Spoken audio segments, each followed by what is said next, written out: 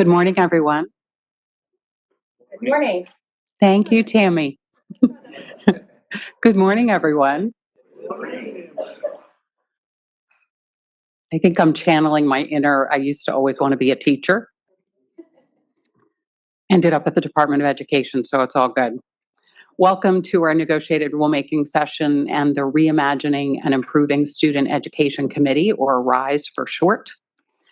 This process is sometimes referred to as NEG-REG. We also occasionally will call it NEG-REG, REG-NEG, it's kind of both, but it's negotiated rulemaking, and it's outlined in Section 492 of the Higher Education Act of 1965 as amended. My name is Anne Marie Weissman. I will be your facilitator this week. I will try to guide you and occasionally provide a little bit of a sense of humor. So if I make a joke, feel free to laugh, smile, nod your head, acknowledge in some way. But really, my role here is to structure the conversation, manage the time, keep things flowing, and assist with any conflict. Probably most importantly, though, to make sure that all committee members have a fair and reasonable opportunity to be heard and that you're heard respectfully. I'm not here to advocate for any policy position or any of the proposals in particular. I think of myself more like a project manager who's here to keep things running smoothly. So my goal is to be a cheerleader for consensus. I've spoken with each of the negotiators in advance, just to discuss in particular kind of how things work and how they flow and the idea of consensus. Consensus means that you may not love everything in the proposal, but that you can live with it, that you feel it's the best offer you're going to get, and that it's something that's been developed as the sum of the whole parts as opposed to individually. So remember, I'll be working toward consensus, and I'll be mentioning that word probably more times than you'd like to hear, many, many times as we go on. And I think some of your fellow negotiators will as well. One of the things I found was the energy of the conversations that we had was really great. And people were all very open to coming. We talked about what it meant to bargain in good faith, and that includes consensus. Couple of housekeeping things, and then we'll do some additional introductions. First, there are green comment cards, kind of like this card at your table. Please keep your name tents visible so I can see them and call on you as I get to know your names with your faces. Very important that I see that. But if you want to speak, please put your green comment card up vertically, and that will alert me. I'll put your name on a list. Keep in mind that it's not as critical that we get you in exactly the order in which you raised your hand. I will try to do that. But since I never was a teacher, I never developed that eyes on both sides and eyes in the back of my head. The goal is that we're expressing each unique idea. So it's not always as important as to who said it, in that it's important that it was said. But if I get, 3 or 4 and you're not seeing, I'm announcing 3 more people coming up to speak and you're not hearing your name and you were up there, feel free to flag me down and point that out. I would not mind that at all. Some negotiators may want to circulate alternative language and proposals to counteract something that the department submitted or to add to it, to expand on it. Those proposals are something that we'll go over as time allows, but it's really important that negotiators read those as best they can, just to have a sense of what people might be bringing up at the table. And if you have something that you want to circulate, you can send it to the NEG-REG facilitator at ed.gov email. And that way we can get that out to everybody and you don't have to worry about whether you missed a staff member or you missed another negotiator. When speaking, you will have up to 3 minutes. I will give you a verbal cue when you have 30 seconds left. If you're able to see the lights up here next to me, the green means that you have time to speak. The yellow is that you have 30 seconds left. And the red is that your time is up and you need to wrap up your discussion. My goal is not to cut anybody off mid-sentence, but to give you that minute, not minute, but the few seconds to wrap it up. And as I mentioned on the phone, we will be taking some polls at times, more in the second week of the sessions than the first, but sometimes in the first as well. Very informal, tentative agreement kind of things we'll make a little bit bigger of a deal over. If we do have tentative agreement, remember that that is just tentative. You are free to participate in the consensus check with whatever your feelings are at that time. I will also remind you that we are typically not voting on anything. It's not a vote where someone is outvoted by one other person. You are either providing or withholding consensus. The goal is that we all agree to consensus, but there are times that that's not feasible for you or your constituency. So then you would withhold consensus, but it's not a vote. It's not a majority takes all. Once we've done a check for consensus, we don't go back and relitigate that issue. That issue is then closed. And we'll talk a little bit later about the issues and how we're going by regulatory section. We'll make sure that Tammy or I introduce each of those very clearly so you know where we are in the discussion. We'll do introductions of the committee in just a little bit, but first I want to start by introducing the department's negotiator, Tammy Abernathy. Thank you, Anne Marie. We appreciate you facilitating these negotiations. Committee and public, welcome to the Reimagining and Improving Student Education. You know, I have just wanted to say this. All rise. I'm sorry. Oh, no, come on. That was funny. Just kidding. We don't have to do that because I clearly am not a judge. We will have this negotiated rulemaking session through Friday, October 3rd. The second session will be held from November 3rd through the 7th. Should there be any changes, Mr. Andrade will discuss those with you a little bit later, so please have no fear. We have tried to account for everything. As Anne Marie mentioned, I'm Tammy Abernathy. I'm the director of the Policy Coordination Group in the Office of Post-Secondary Education. My team's focus is on the federal student loan policies. As a first-generation college student whose parents made it perfectly clear I was going to go to college, I was going to get a degree, despite them being poor and their inability to pay for it. So I went. I was a good little girl that did exactly what mom and dad said until 18. Sorry. I received a Pell Grant and other federal aid, including a work-study job helping students with their financial aid. I borrowed a modest amount of federal family education loans, which those of you around the room that remember FELP, you know how old I am. I only borrowed exactly what I needed. I am grateful for the opportunity I was given to work for the college as a student worker and then as a full-time employee in the financial aid office after receiving my bachelor's degree.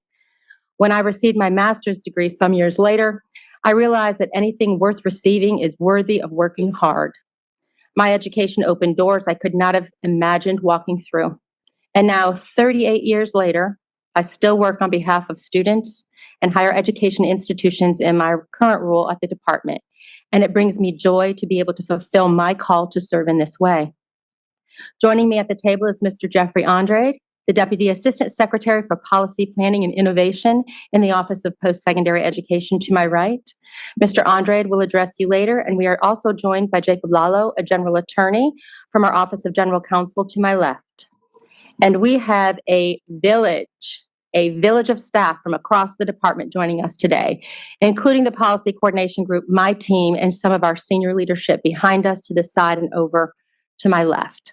Our auxiliary services and administrative support team who work closely with the conference and event planning team at the department to make sure everything runs smoothly, and many other staff from the very different areas of the department. Thank you, teams. Nominated by President Donald J. Trump and confirmed by the United States Senate, Nicholas Kent was sworn in as the 15th Undersecretary of Education on August 4th, 2025. As this nation's top federal official for higher education, he oversees the department's post-secondary education, career, technical, and adult education, the federal student aid programs, which also includes managing the $1.6 trillion federal student loan portfolio and over $30 billion in federal Pell Grant program. As a first-generation college student, he is a respected education policy expert with more than 2 decades of experience and is committed to implement President Trump's mission to restore the greatness of American higher education and ensure that our taxpayer-supported colleges, universities, vocational schools, and other post-secondary programs are genuinely helping high school graduates and working adults launch and grow their careers. Undersecretary Kent served as a Deputy Secretary of Education for the Commonwealth of Virginia under Governor Glenn Youngkin prior to joining the department. In that role, he led efforts to reduce the costs of higher education, expand access to career and technical education, and increase institutional transparency and accountability. He was a chief policy officer at career education colleges and universities and advocated for federal policies that support career-focused education and promote choice and innovation in higher education. Here are some other items to note. He was the founding president of the CECU Research Foundation, a nonprofit dedicated to advancing data-driven solutions to support student success. He previously served in executive roles at a private sector education company where he led regulatory and accreditation operations for a national system of post-secondary institutions. He served as a policy director of planning and research at the District of Columbia Office of the State Superintendent of Education. He began his career in education policy as a professional staff member at a United States recognized accreditation agency. He holds a bachelor's degree in political science. Okay, I'll have a moment for science. Just kidding. He holds a bachelor degree in political science from West Virginia Wesleyan College, where he received a Pell Grant, and holds a master's degree in higher education administration from the George Washington University. He and his partner are residents of our sister state, Virginia. Undersecretary Kent, we are lucky to have someone with such expansive breadth and depth of knowledge leading us. It is my distinct honor and privilege to introduce and welcome you to the podium, the United States Department of Education's Undersecretary, Mr. Nicholas Kent. Mr. Undersecretary. Thank you, Tammy. Good morning, everybody. It's nice to see so many familiar faces across the room and some new ones as well.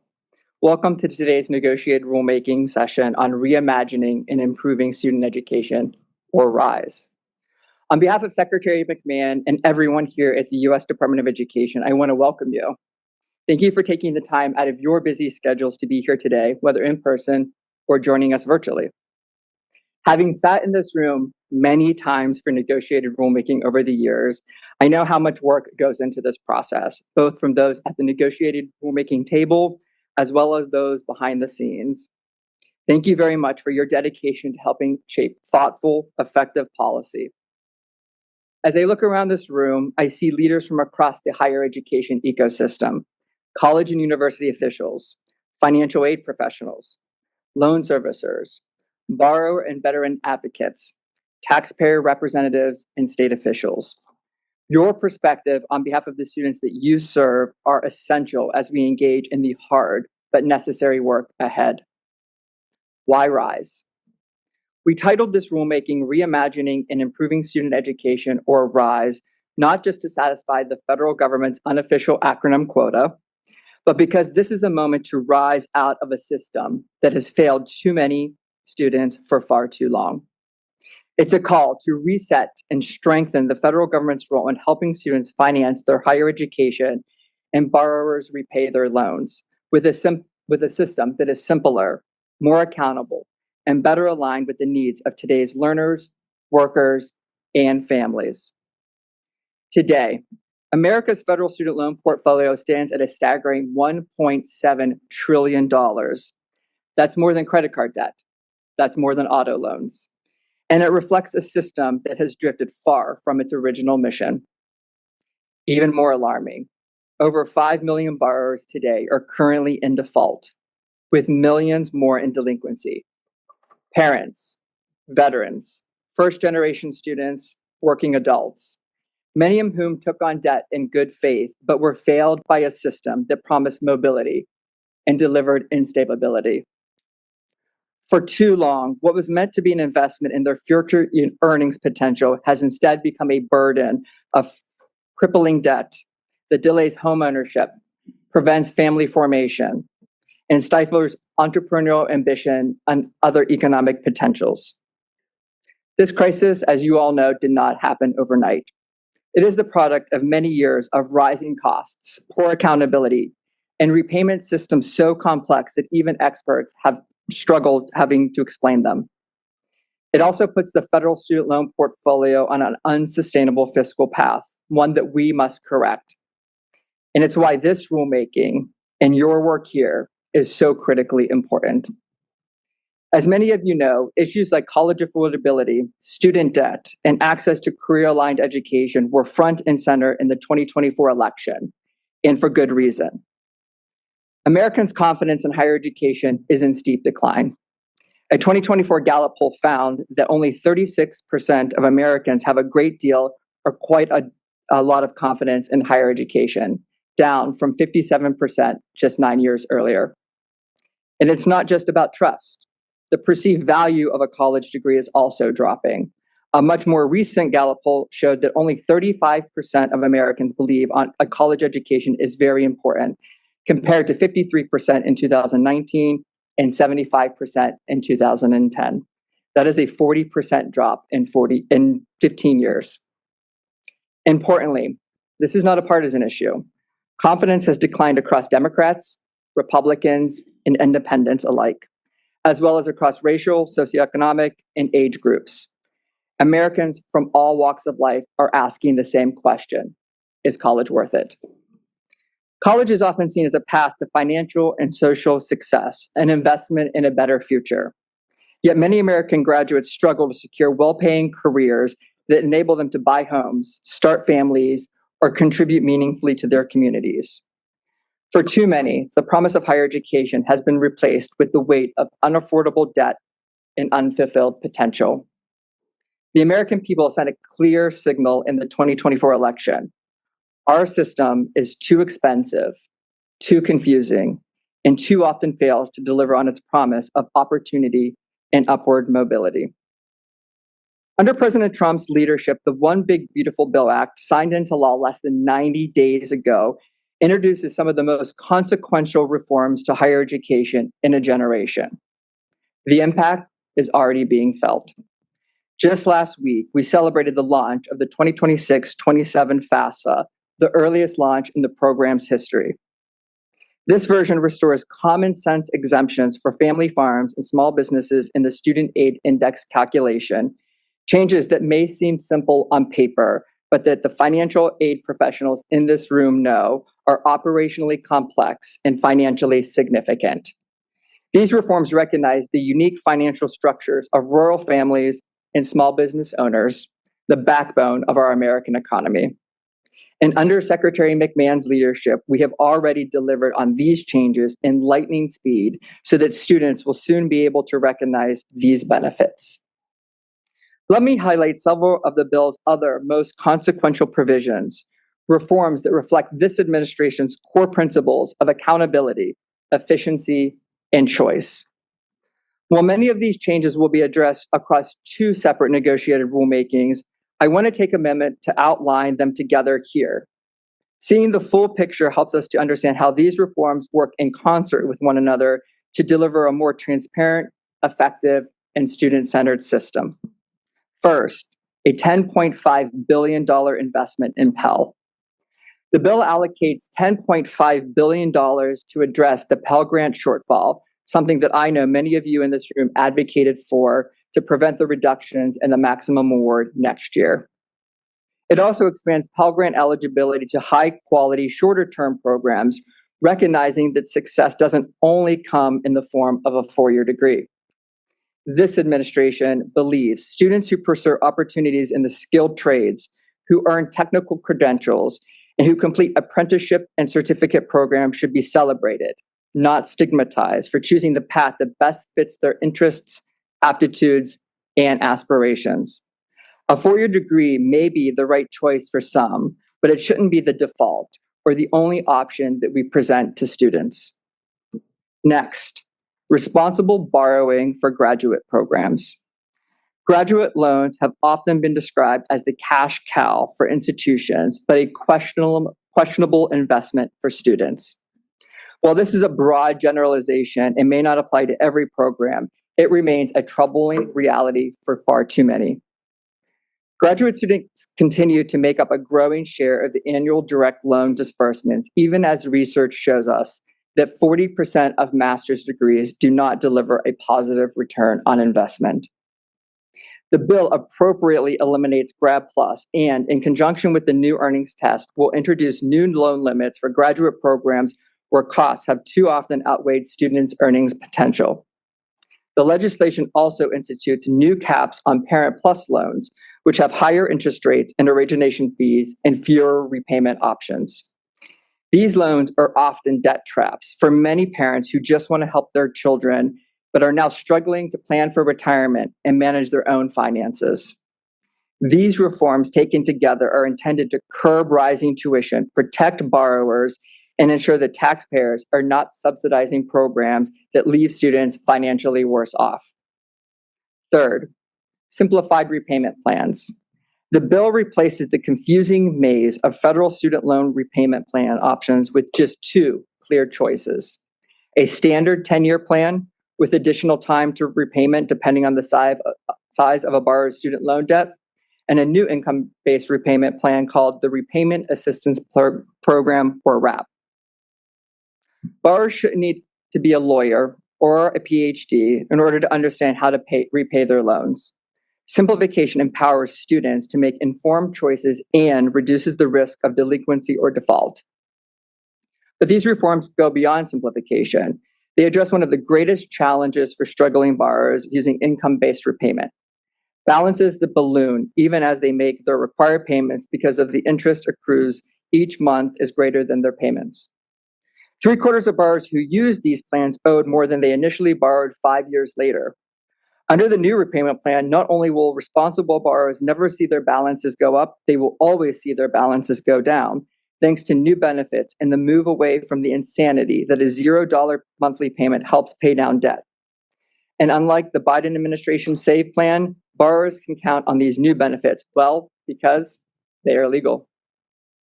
And the bill repeals the authority to offer income contingent repayment plans to prevent a future administration from ever attempting to resurrect SAVE, creating new repayment plans that undermine simplification or attempting to provide mass student loan forgiveness.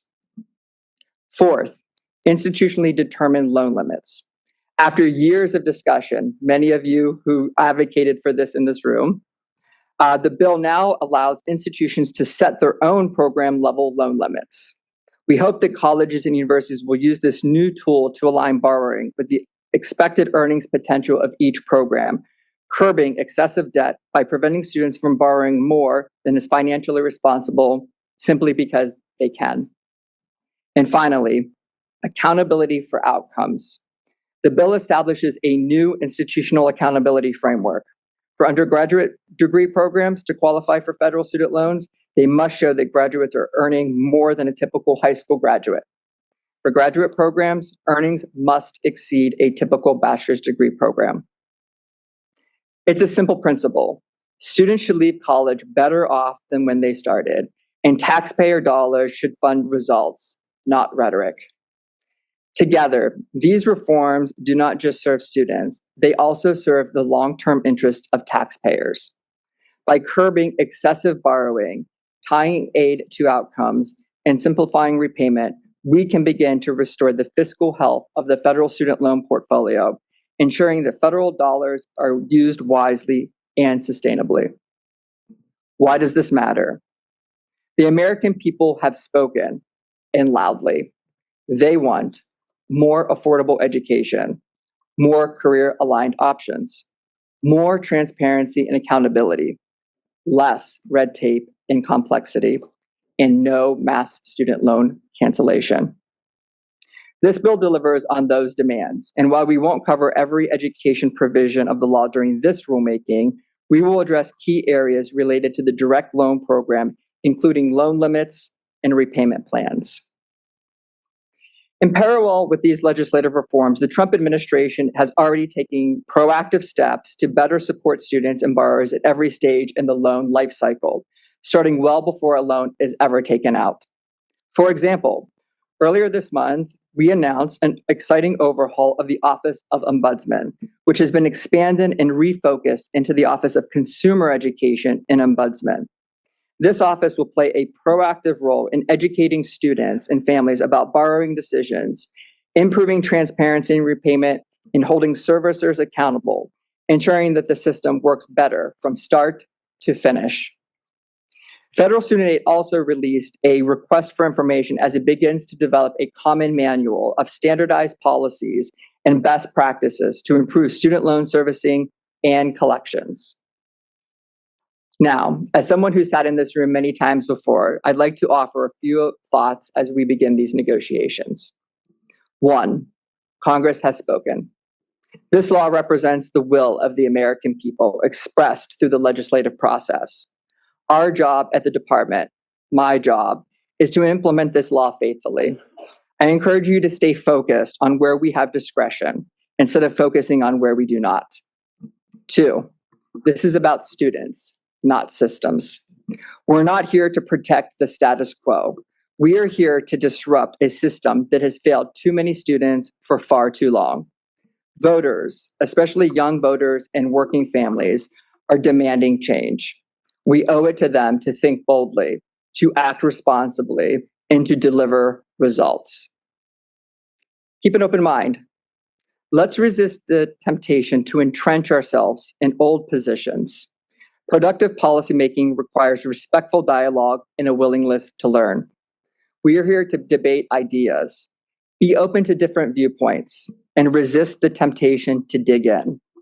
We're not here to question each other's motives, but to find common ground. And remember the stakes. The decisions that you make in this room will impact millions of students, their families, and the workforce for years to come. When historians look back at this moment, will they say that we simplified, empowered, and made college more affordable, or that we protected a broken and bloated system? Looking around the room, I am confident that we can rise to the occasion. My sincere hope is that this committee reaches consensus so that our collective work can move forward to improve the American higher education system. As I have said before, it is time for a fundamental reinvention of higher education, a return to a system that honors original promise of the American post-secondary education framework, providing students with real opportunity, personal responsibility, and lasting success. Thank you again for your service today and this week and moving forward. I wish you a productive and collaborative rulemaking. And with that, I'll turn it back over to Tammy to get us started. Thank you. Thank you. Oh, yes.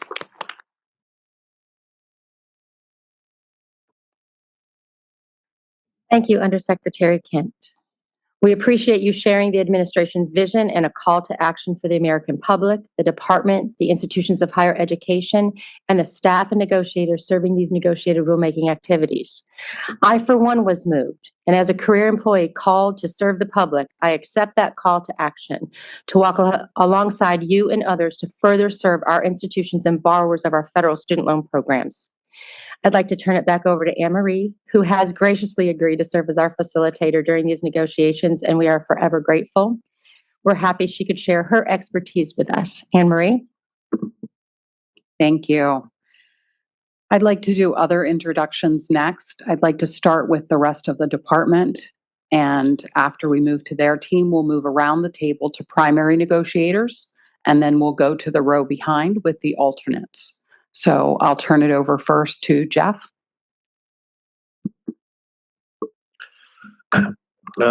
Thanks. I'm Jeff Andrade. I'm the Deputy Assistant Secretary for Policy, Planning, and Innovation in the Office of Post-Secondary Education. Like the Undersecretary, I've been in this room many times as a negotiator. And in the audience, I've been in other rooms when we've had them at hotels and on K Street and elsewhere. So I'd like to welcome all the new faces here.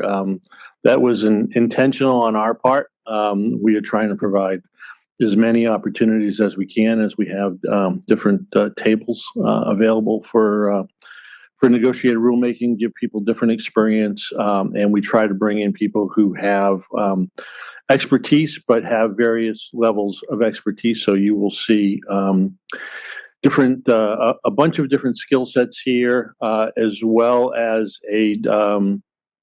many differences in terms of political views and different ends of the political spectrum. So we're all here to work together and look forward to working with you. I'm Jake Lallo. I'm an attorney with the department's Office of General Education. Office General Counsel. At least I remembered my name this time. I've done this once before with PSLF. I'm excited to do this with you guys again. I recognize some of the faces here, so I'm excited to work through this process with you. We have a big, giant bill to work through, and I hope you're excited as well. Thank you. So as we move to negotiator instructions, if you could please say your name, where you're working now, if you wish, the state where you're coming from, but most importantly, if you could state the constituency that you represent. That's very important that we think about constituencies as opposed to your current employer. And we want to emphasize that at the table. So Andy, could you get us started? Good morning, everyone. Great to be here. Great to see you all.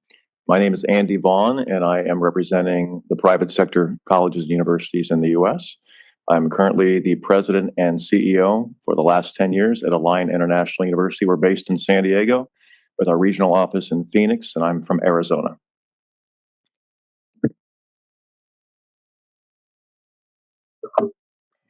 Good morning. I'm Jenna Colvin. I'm the president of the Georgia Independent College Association. And excuse me, I'm here representing private nonprofit colleges.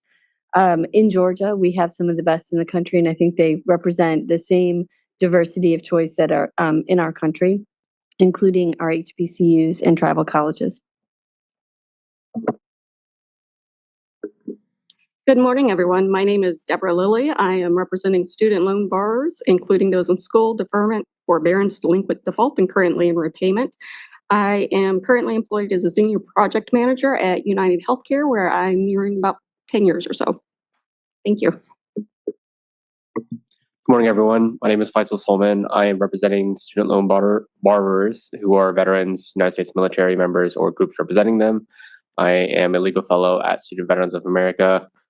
A little bit more than a year now. I grew up in North Carolina, and I went to school in Chapel Hill and went to Elon University for my JD and MBA.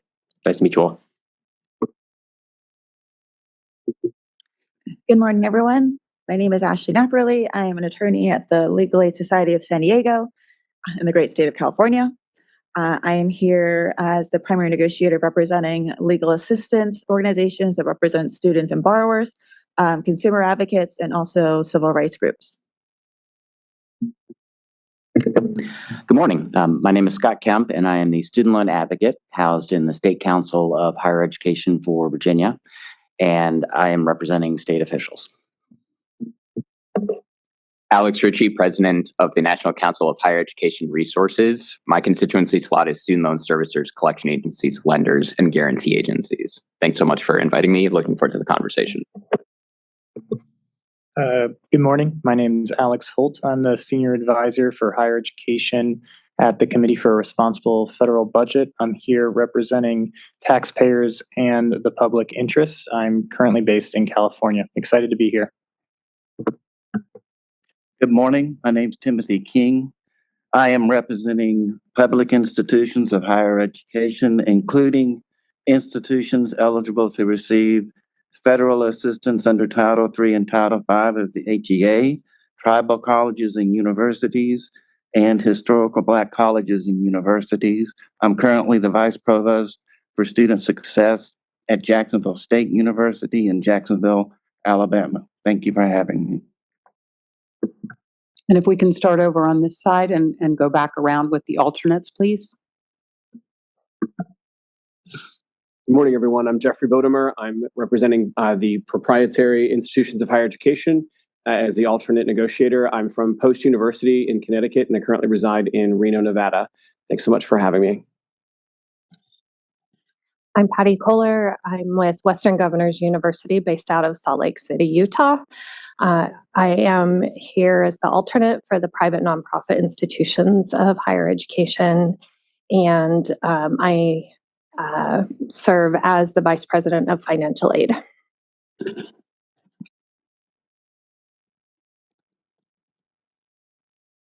Good morning, everybody. Emery, Jeff, Tammy, Jake, good to see you again. My name is Emeka Ogu, CEO of People Joy. We help employers attract and retain talent and address workforce shortages with services like student loan repayment assistance, tuition assistance, and help navigating the PSLF complexities. I'm here representing student loan borrowers, including borrowers in school, deferment, and forbearance as an alternate. Nice to meet everybody. Good morning, everybody. My name is Tamar Hoffman. I'm an attorney with Community Legal Services of Philadelphia and Pennsylvania, and I'm here today as the alternate representing legal assistance organizations that represent students and borrowers, as well as consumer advocates and civil rights groups that represent students. Thank you. Good morning. My name is Bennett Boggs. I'm the Commissioner of Higher Education and Workforce Development in the state of Missouri, and I'm here representing the state higher education executive officers and state agencies.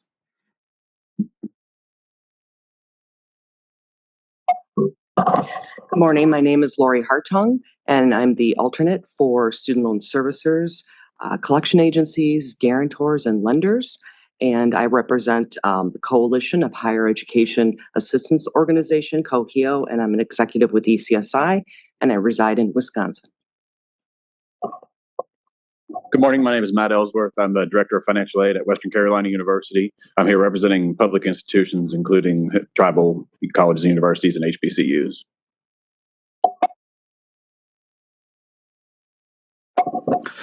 Hello, Andrew Gillen. I'm the alternate for the public interest organizations and taxpayers, and I work at the Cato Institute, and I live in Florida. Thank you very much, negotiators. Appreciate the introductions. And again, if you could just make sure that wherever possible, your table tents are visible to me. We're doing a really good job around here with the primaries. It's a little harder to see alternates, but I will do my best. And I will try to get to know your names as we go through the week. I know your names, but I have to match them with faces. We have a little more housekeeping to do before we get started with the actual discussion. I want to call your attention to the protocols. I know many of you have printed out documents, so I'll give you a minute to get to those.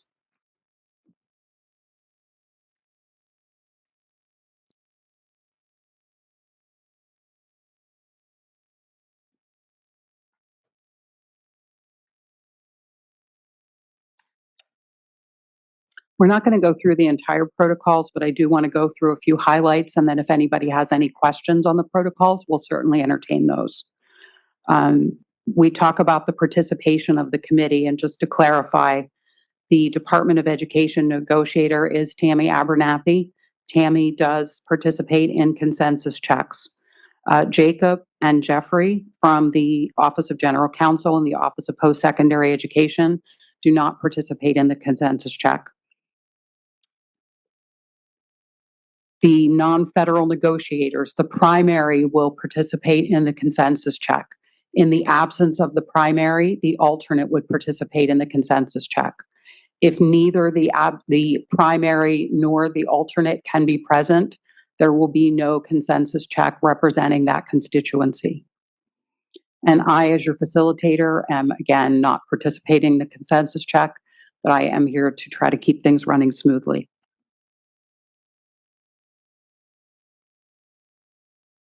Any questions on that? Ashley? Yes, I just wanted to clarify that I'm requesting that both the primary and alternate negotiators for each constituency be permitted to speak throughout the negotiation. While we're sensitive that time is limited, we will ensure that if the alternate speaks, it's only to raise a new point and not to repeat something that's already been shared. That is a deviation from the protocol, so that would require that everyone agree to that. Tammy? I'd like to say something first about that, if we may. We certainly want to hear from both the alternate and the primary. What we would rather have is if the alternate feels like they can speak to a topic in addition to or in place of the primary, you should switch for that topic and let that alternate take the whole topic. If the alternate has something pressing to say, they could pass a note to the primary. Having the back and forth during these especially these next 2 days is going to be a a little bit more disruptive. So we've kind of mitigated that because we have our second table where we have tables now and we have microphones where there won't be so much back and forth. But it's really important for us to get through the content to get to the next step. And so we would prefer to have more of an orderly, especially with Anne Marie facilitating, we would prefer to have it more switch at the topic so that if that alternate has a better voice for the constituency group, we can hear it like that. Pass notes in the event that there's just something pressing that needs to be said. Of course, we want to engage in those conversations as well. And we do appreciate you saying new information and not repeating. We appreciate that a lot. Thanks.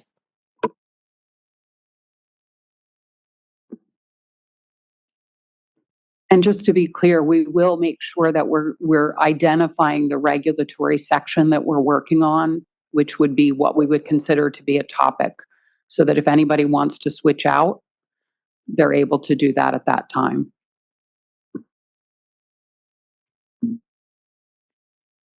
And just a reminder that we are meeting this week from 9 to 4. Thursday is set aside as a caucus day, and we'll talk about that more as it gets closer. I do anticipate a 10 to 15-minute break in the morning and the afternoon, as well as an hour for lunch, generally around noon. And I'll be looking for signs that you need a break sooner, just in case. If I don't pick up on that and it gets to be about that time, you can certainly let me know. And we will stop at 4 o'clock. I know many of you are meeting with constituents and with each other, and we want to make sure we honor that time so that you're available for your other calls and your work to meet with them. Back to protocols. We talked a little bit about decision making again and the idea of agreement and consensus. We've talked about the committee meetings, and you have your agenda for the week.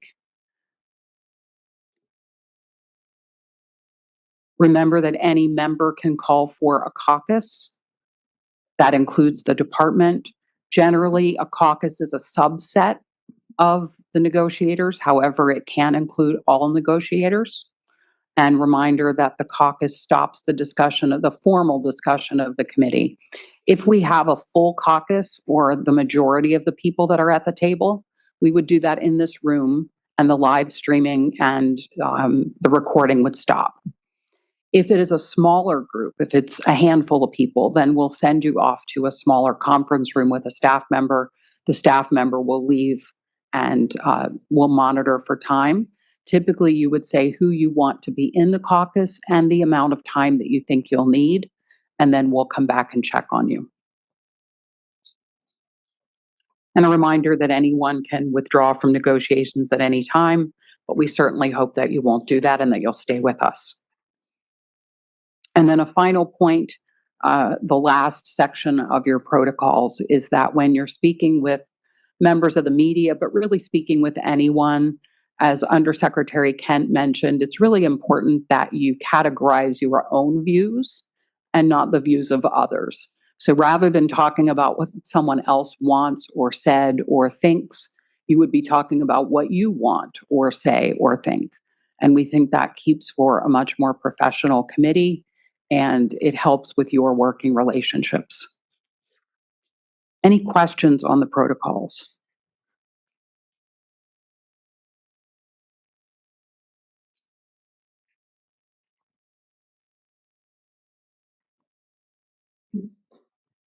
Jeff?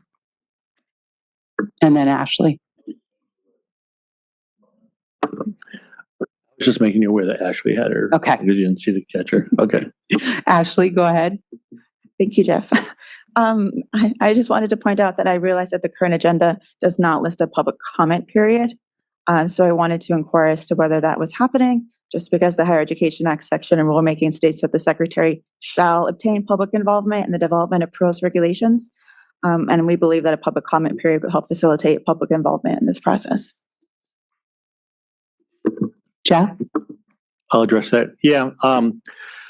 At the beginning of this process, we had a full day of public hearings, and then we kept the record of that public hearing open for 30 days and received nearly 2,000 comments. That's not something that we typically do in both of both of those. So the other experience that we had was that in the last session, despite our requests for public comments to be directed to the issue at the table, everyone was off topic and talking about something else, and we were getting comments about things that were not being addressed at the negotiated rulemaking table. So in order to give the committee the maximum amount of time, we waived that past activity in favor of the relying on the earlier public comments that we had received coming in. And also, this is the first step of a typical Administrative Procedures Act rulemaking. So there will also be extensive comments on the NPRM coming out of this process as well. So we believe that there's ample opportunity for the public to provide input, and we're in compliance with the HEA. Ashley, your card is still up. Did you want to say something else? Okay. I wasn't sure if this was the right time, but I wanted to make a request for another seat at the table. Is this a proper time for that? This is the time for that. Great. I would like to make another request for another seat at the table, specifically for a negotiator representing civil rights groups. We propose to add an additional member to represent civil rights organizations and to make that a separate seat at the table, distinct from the legal services and consumer advocate seat. While we are very sensitive to the need to keep the committee size manageable, we believe that given the substance of this rulemaking, in particular, the focus of modifying regulations that directly affect the rights of student loan borrowers merits having a separate seat for the civil rights community. We believe the student loan repayment system has exacerbated racial and economic inequities. Civil rights organizations have been at the forefront of advocating for more equitable access to higher education and informing policy solutions that will make this system work better for students and borrowers. To be clear, while the seats Tamara and I are filling is labeled as representing legal services, consumer advocates, and civil rights organizations, we both come from the legal services organizations, and we were both nominated specifically by the legal services community. Again, we were not nominated by the civil rights groups. I would be remiss if I did not acknowledge the fact that this is the second time in a row that the department has not reserved a designated seat for the civil rights community and instead combined the legal aid, consumer advocacy, and civil rights seats into a single seat. Fortunately, we have an expert here today with us who represents the civil rights community that we believe would be a strong and necessary voice on this panel. Therefore, I specifically propose Travis Jones, who serves as counsel for the Lawyers Committee for Civil Rights under the law, to serve as a designated negotiator for the civil rights community, and he is present here today and prepared to take this seat immediately. And sorry, he's standing right over there. Thank you. Jeff? The department believes that we have identified the relevant constituencies and have consolidated where necessary, and we would object to adding an additional seat at the table.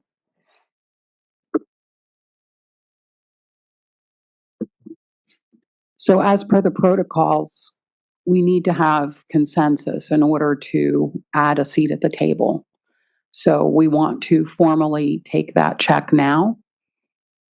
If you could put a thumbs up if you support the proposal and a thumbs down if you do not.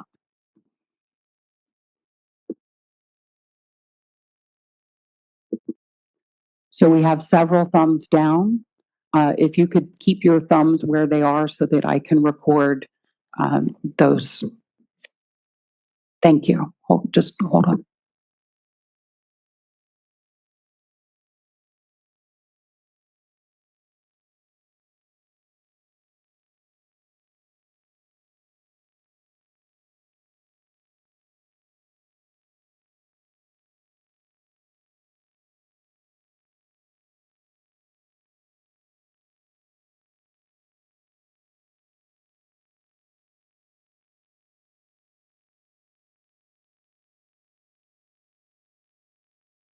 I see we have 5 thumbs that are not supporting this proposal, so the proposal to add a committee member does not pass at this time.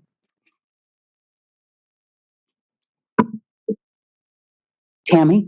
I would just like to remind everyone that as you are the voice, primary and alternate negotiators together, you are the voice for the constituency for which you represent. So having those contacts, if there are people in the community that are part of your constituency group, engaging with them and getting their feedback will be critically important as well.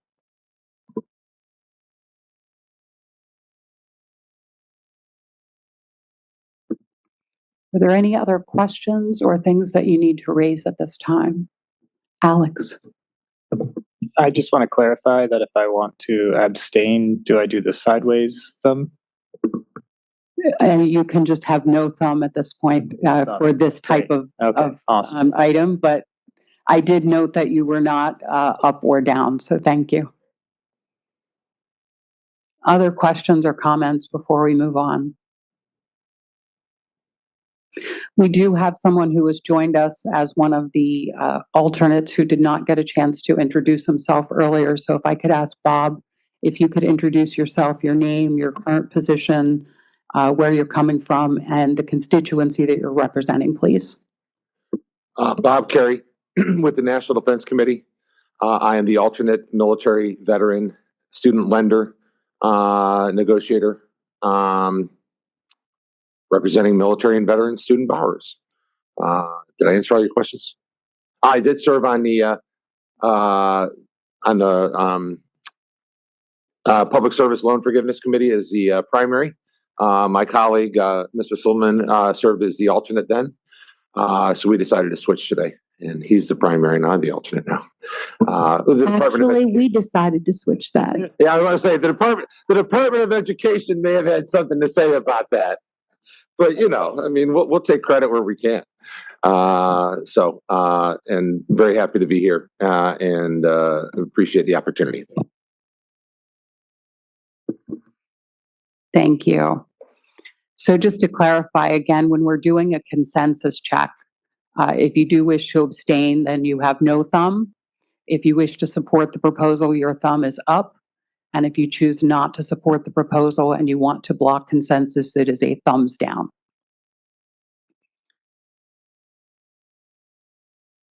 Just a reminder as well that when we do pulse checks, they are non-binding. If we're trying to take a poll or get a sense of where you're feeling on an issue, that is a non-binding item. So we will make it very clear when we're doing a consensus check versus a poll.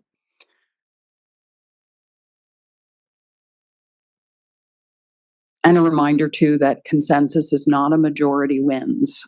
Consensus is that all members agree to the proposal. And again, you may go along with something that's not your favorite thing with the goal of getting consensus. It may meet most of your needs, if not all.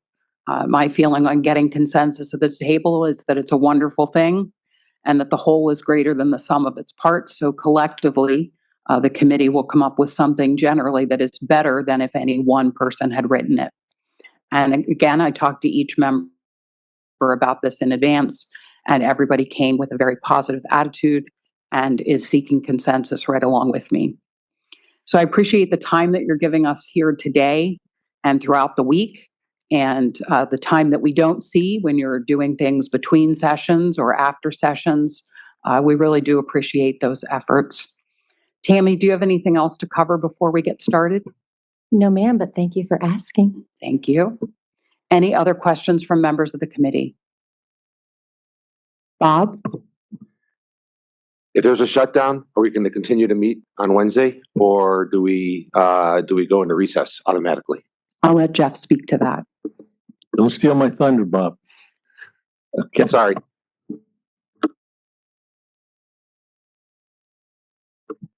Yeah, I have some time to talk about a few rules of the road on it, and I want to pick up where the undersecretary sort of left off, which is we do come into this with a goal of achieving consensus and approach this in good faith.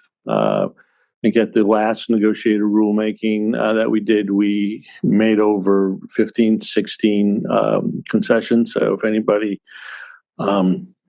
wanted to know what our commitment was, that I think that's an indication in terms of our past actions.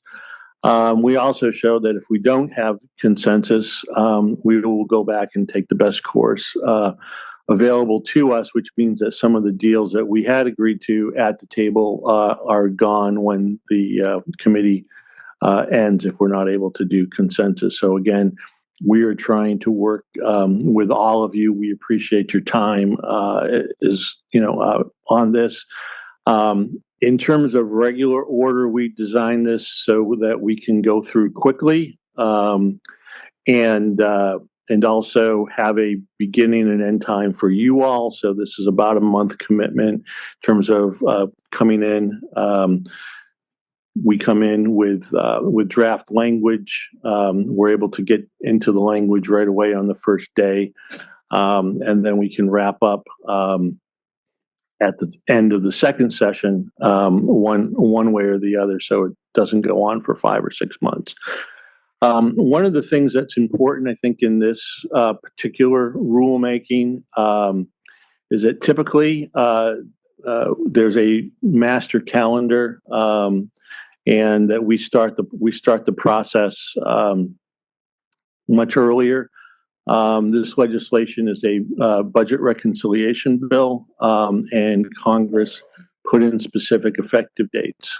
So we are coming here to the table less than 90 days with language, which is probably almost unheard of, and very much to the credit of my colleague to my left over here and her staff in pushing this forward. I think we have an obligation, given those tight time frames, to try to get through this quickly so we can publish the NPRMs and we can get final regulations out into the field as quickly as possible because of the quick effective dates that Congress put into the legislation, some as early as July 1, 26. So wanted to just get that out, out there. So despite our great plans, and as Anne-Marie pointed out, we even built in some time for caucuses on Thursday and for redrafting. There is the possibility, which seems to be growing by the hour, of a lapse in appropriations. Have no fear, however, we do have a contingency plan for that. So should there be a lapse in appropriations, which tomorrow is the end of the federal fiscal year, if there's not a continuing resolution passed by then, we will pivot in 2 weeks to a virtual format for the remaining days of this session. There is a document on public inspection at the Federal Register today. It'll be published tomorrow, outlining our contingency plan. We hope that that doesn't happen, but we are prepared to do so. In the event that that would go beyond those dates, I think it's the 15th through the 17th, we would do the remainder of this session at the scheduled session that we had previously announced, session 2, and then likely be publishing some virtual dates to do any kind of cleanup shortly thereafter. But that's the game plan here. So again, fingers crossed. But the odds makers, I think, when I last checked, were in the high 60s in favor of them not passing a continuing resolution in time. So that's a plan. Any questions for me on that piece of it?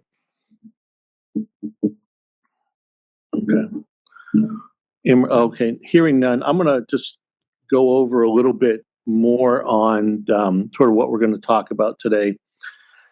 So, as the Undersecretary pointed out this morning, I think very well in terms of how this fits together. We're dealing with the loan piece of the One Big Beautiful Bill Act. And on the origination and disbursement side, we're looking at the phase out of the direct plus loan program, and then commensurate changes in loan, both aggregate and annual loan amounts for the direct loan program for graduate and professional students. Creating new aggregate and annual limits for parent loan borrowers, maximum aggregate limits for all students, and adjusting annual loan limits for borrowers who attend more than half-time but less than full-time based on a schedule of reductions published by the Secretary.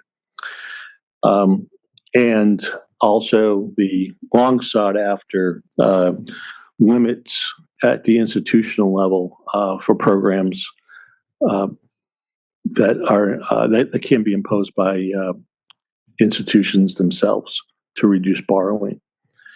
On the loan repayment and servicing side, there's obviously significant simplification and reductions in the IBR plan, including the new innovative repayment assistance or RAP program, which for the first time results in a situation where borrowers' balances are not going up while they're on an income-based plan.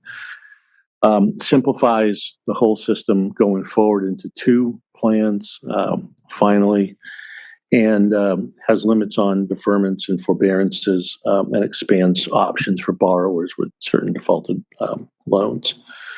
So I think we've spent a lot of time on some of the do's and don'ts this morning. So I'm going to turn it over to Tammy to start going over. What we would like to do today is to go through all the language that we have provided to you after the break, and just give you a good sense. And should we have to pivot to online, in 2 weeks, we'd like to at least get through all of it today and tomorrow, and then that way we have a good jumping off point, so you know where we're coming from and all that. And we have the ability to allow you to ask questions, take down your questions, rework things that we may need to rework, and be ready for the next session. So I'll turn it back over to you. Thank you. And I did want to clarify, we had the proposal to add Travis Jones for the civil rights constituency. I was remiss in not naming the names of those with the thumbs down. So I want to do that now so that the reporter has that, the transcriber. We had Andy Vaughn, Jenna Colvin, Alex Ritchie, Alex Holt abstained, and Tammy Abernathy with a thumbs down. So the motion did not pass, and I did want to list that out for the transcriber. And I think at this point, given where we are, it's kind of a natural breaking point. So we'll take 10 minutes and come back at 10:15.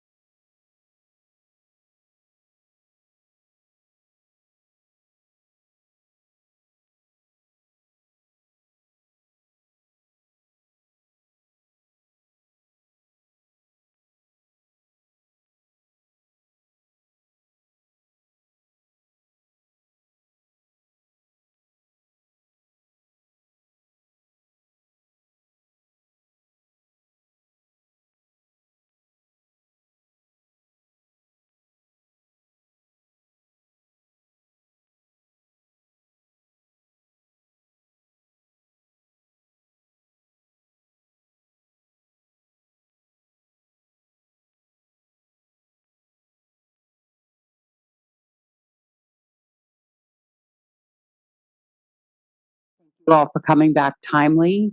In the interest of moving things along, I'm going to turn it back over to Tammy to get us started with a walkthrough. Thank you, Anne Marie. Hello again, committee. Greetings to our public, those in the room and those who are joining us virtually. We look forward to having a productive day, as all have said. We've heard lots of questions and concerns from the public about the master calendar requirements. And it is important to note, and I would like, if possible, my colleague Linnea to share the screen on the master calendar graphic that I sent. She's got a thumbs up, so there we go. Oh, now that's some bright colors, isn't it? Wake up, everybody. So, as Mr. Andrade talked about, under Section 482C of the statute imposes the master calendar, which requires the department to publish regulations on or before November 1st, 2025, for those regulations to have an effective date of July 1, 2026. Given that the bill was not signed into law until July 3rd, 2025, the department could not conduct required rulemaking activities or comply with the Administrative Procedures Act requirements, announcing negotiated rulemaking, holding a hearing, having a 30-day comment period, choosing a committee, holding sessions, publish a notice of proposed rulemaking, have another comment period, and then publish a final rule notice, all before November 1st of this year. There simply was not enough time to fulfill these requirements and meet the bill's effective dates. The Secretary has waived the master calendar requirement. Jacob has just told me that she did not waive the master calendar requirement, so I'm going to let him jump in. Yeah, so just briefly, Congress can implicitly waive requirements in the HEA and APA, where Congress tells us to do something urgently and speaks to the actual effective date of changes. It preempts, our master calendar requirements and basically does away with some of the requirements from notice and comment rulemaking. When it's here, Congress was very explicit about when the effective dates are set. As Undersecretary Kent put earlier, Congress kind of trumps all. We are effectuating the intent of Congress here. And so we're bound by the dates that they put in there, and they take precedent over our regulations. Thank you for that clarification. So see that little green thing up there? This is exception, Secretary waives master calendar. Just cross that out because that didn't happen. See how well we work together to keep ourselves straight. We just can do this right on the fly, friends. So at this point, what I do want to mention is the provisions that are effective of July 1, 2026 will be effective July 1, 2026. And we go through this in specificity when we go through the regulations. Provisions that are effective July 1, 2027 will have the effective date in the regulations of July 1, 2027. And those provisions will have for July 1, 2028 will have the effective date of July 1, 2028. So we will meet all of the effective dates that Congress put forth for us to meet. And this is the purpose of just letting you see how that was supposed to work before I didn't know that was how it was working. So there you go. You learn something new every day. All right, Jacob. Yeah, just to further clarify why this is necessary, the fastest a negotiated rulemaking could basically be carried out is 149 days to publish. Or to actually get the rule into effect. We can't do that with the date that the OBB was passed. So this exception is very necessary insofar as just actually effectuating the intent of Congress. So. All right, we will move on. Mr. Andrade earlier today went over some of the impacts of the Higher Education Act of 1965 as amended by the One Big Beautiful Bill. That was the catalyst for these negotiations and the department's proposed amendatory regulations in the materials that you received, negotiators, and posted on our rulemaking website for the public. Under Title 34 of the Code of Federal Regulations, these proposed amendatory regulations fall under three parts. Part 674, which is the Federal Perkins Loan Program, Part 682, which is the Federal Family Education Loan Program, and Part 685, the William D. Ford Direct Loan Program. While there are 16 provisions that were amended, we categorized them into 5 different discussion drafts so that we could navigate through negotiations effectively. I want to take a couple of minutes to explain the strategy or makeup of today's flow. We recognize that you want to dive right into the red line text and start discussing and negotiating right away. I'm asking you to bear with me while we move through today. You heard Undersecretary Kent mention how complex current loan repayment plans are, and that this process is very dense and complicated for borrowers. And the bill provides us a way forward through simplification of repayment plans and accountability for institutions, etc. We must understand what we currently have and what is changing so that we may be on the same page for the rest of our time together.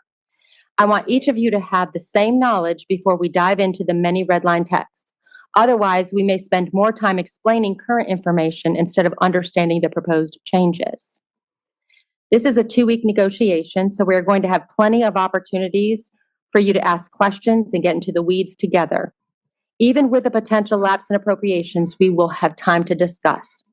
As a starting point, I will provide a foundational starting point as I review the 16 provisions. After lunch, we'll do a deeper dive into the provisions and keep going from there. Our hope is that we set the knowledge base today so that we may have productive, impactful discussions going forward. Does everyone agree? Great. So right now, we will start beginning our discussion with 685-201, Section 685-201 definitions. Based on the changes to subsequent regulatory provisions on loan limits, we created new definitions under 685-102. I think that was supposed to be 201, but apparently I have a little bit of dyslexia today. My apologies. Definitions, which are effective July 1, 2026. Sir? Oh, it is 102. Well, apparently I did not have dyslexia on that part. So we're going to get there, friends. We're going to get there. Under Section 200, borrower eligibility, the effective date is beginning on July 1, 2026 for graduate student borrowers and professional student borrowers. Our proposed amendments in 685-200 reflect the statutory provision whereby a graduate student or professional student may not borrow a direct plus loan and when this limitation would not apply. 685-201, obtaining a loan. This next proposed amendment provision of the new loan limits for graduate students and professional students in this section includes conditions when a graduate student or professional student may apply for a direct plus loan. In 685-203, loan limits. The bulk of the proposed regulations pertaining to the bill's changes to loan limits are in this section, and these changes include new annual and aggregate loan limits for graduate students and professional students, new annual and aggregate loan limits for parents who borrow on behalf of dependent undergraduates, lifetime maximum aggregate limits for borrowers, and an across-the-board lifetime maximum aggregate limit, and establishes an annual or academic award year limit for direct loans for borrowers who enroll less than a full-time basis. And separately, institutions may also limit borrowing based upon program of study. And you heard Mr. Andre talk about that a little earlier. We've heard you. You asked for this for years, and now it is there. 685-204, deferment. The bill made changes to certain deferments.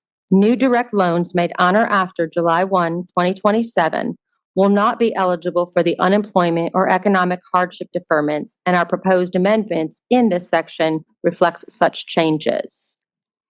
In 685-205, forbearance, the bill made changes similarly to the forbearance section. And our proposed amendments provide that new direct loans on or after July 1, 2027 will be limited to general forbearances with a period of eligibility of no more than 9 months during any 24-month period.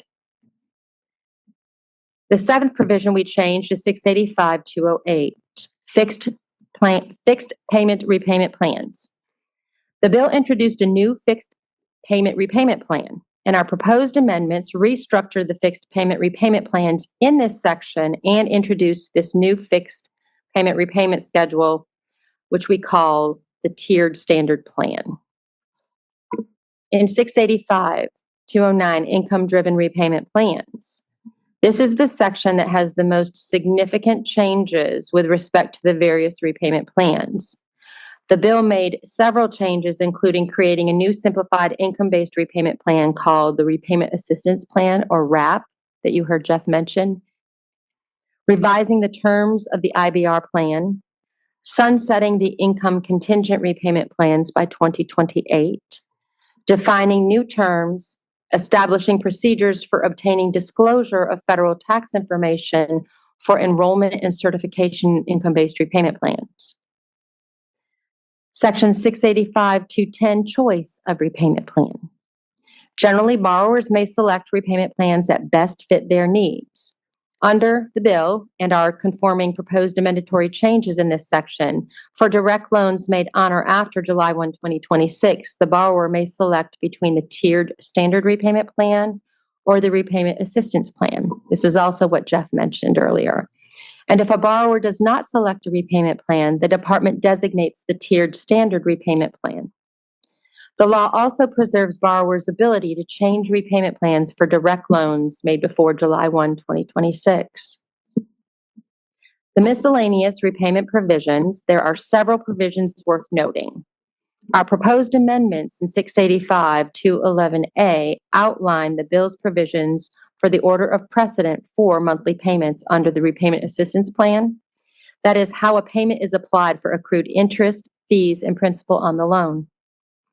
Also, the law allows the Secretary to designate the repayment assistance plan or the income-based repayment plan if a borrower defaults on most direct loans.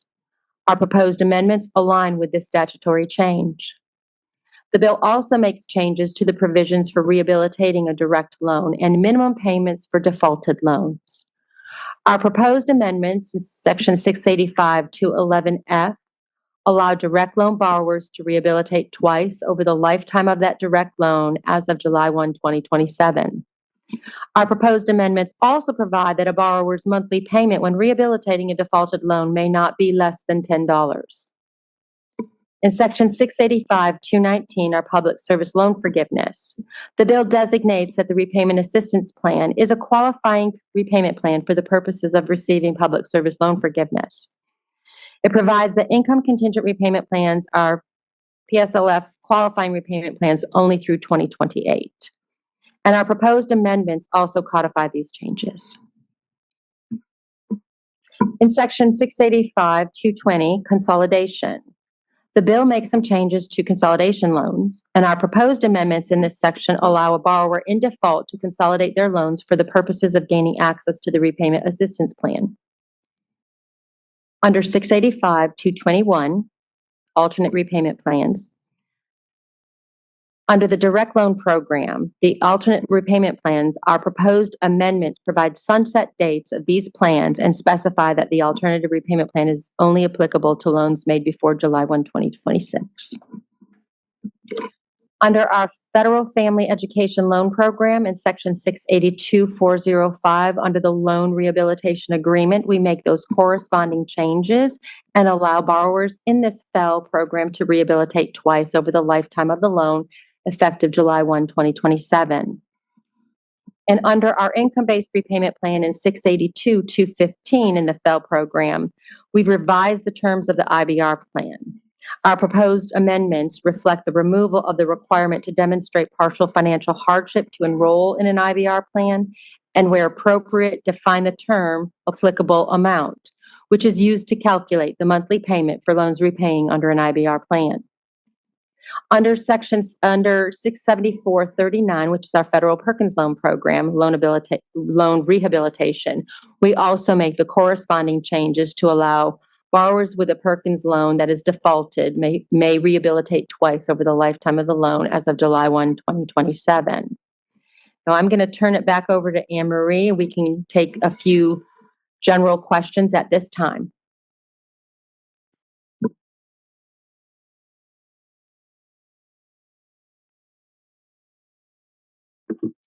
We'll start with Jenna. Hi, I just have a follow-up question on the master calendar. If we're not meeting the November 1st deadline for the July 1 implementation, when can the campuses expect to have a rule or the rule set that will be applied? Thank you, Jenna. How this works, because some of you are new, and I had a conversation with Timothy a little bit ago, and so it might be helpful if we take a couple minutes to kind of describe this process for those that are less familiar with it. We have negotiated rulemaking. In this particular negotiated rulemaking, we'll have 2 sessions. These 2 sessions, at the end of the last day of the last session, we will either have consensus or we will not have consensus. And what we will do at that point, if we have consensus, the public will largely, in our notice of proposed rulemaking, articulate our proposals, the actions of the committee, sometimes the conversations of the committee, and we'll materialize that in this document that we will publish. If we do reach consensus, we will send, of course, the regulatory text to you in advance of posting it officially so that you may review it. If we do not reach consensus, we will not publish the notice of proposed rulemaking, perhaps the rules, exactly the way we describe them here when we discuss them. Then it opens up for public comment for 30 days.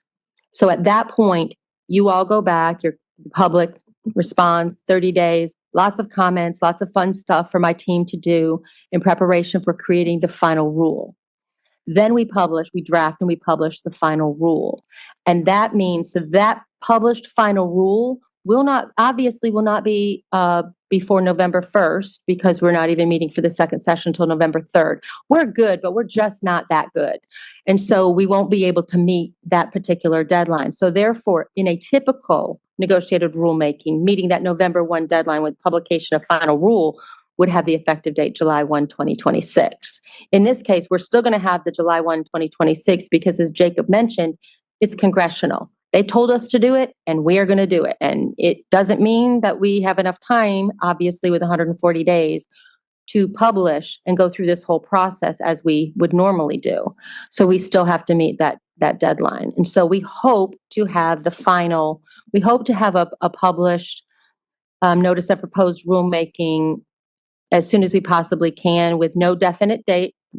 Just throwing this out there because, we don't know what's happening with the potential lapse in appropriations and all these other things. But we hope to have, before the year is out, at least the NPRM open up for public comment, and then in early spring sometime have the final rule, which at that point will give everyone the marching orders. There are some other things that have happened with the bill that we will be communicating out well before that particular point in time.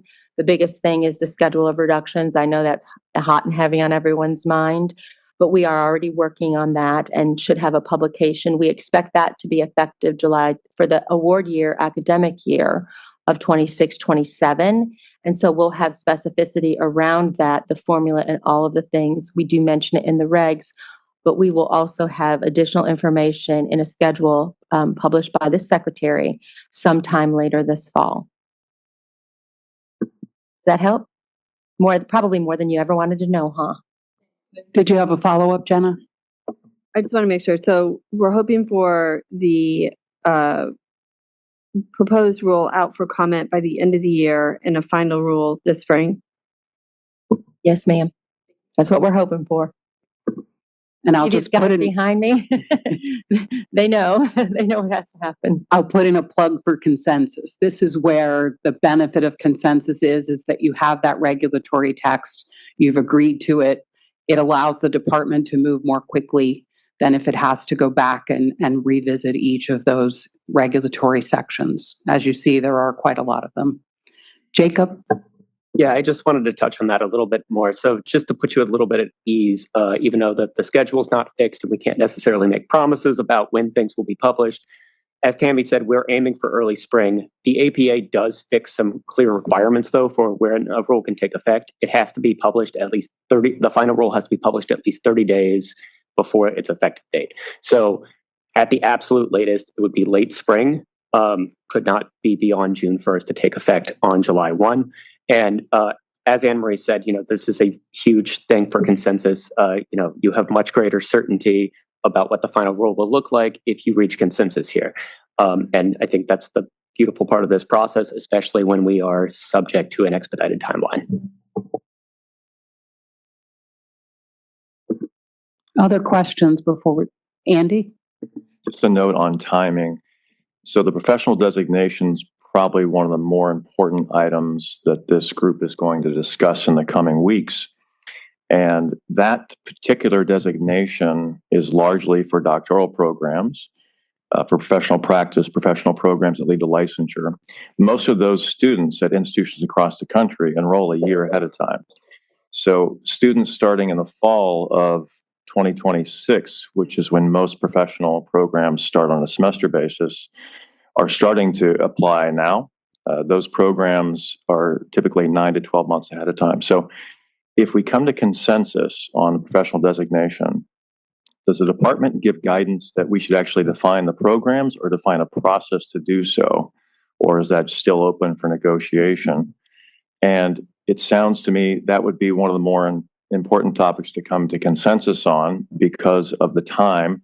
It's going to impact thousands of institutions and students that have no idea whether their program is going to get the 200,000 cap or the 100,000 cap, and they're applying now for those programs for next fall. Thank you. We appreciate you bringing that up. We know that that is something that we're going to discuss here later, and so we will not respond to that question at this time, but we will get to that throughout the rest of the negotiations. Thank you.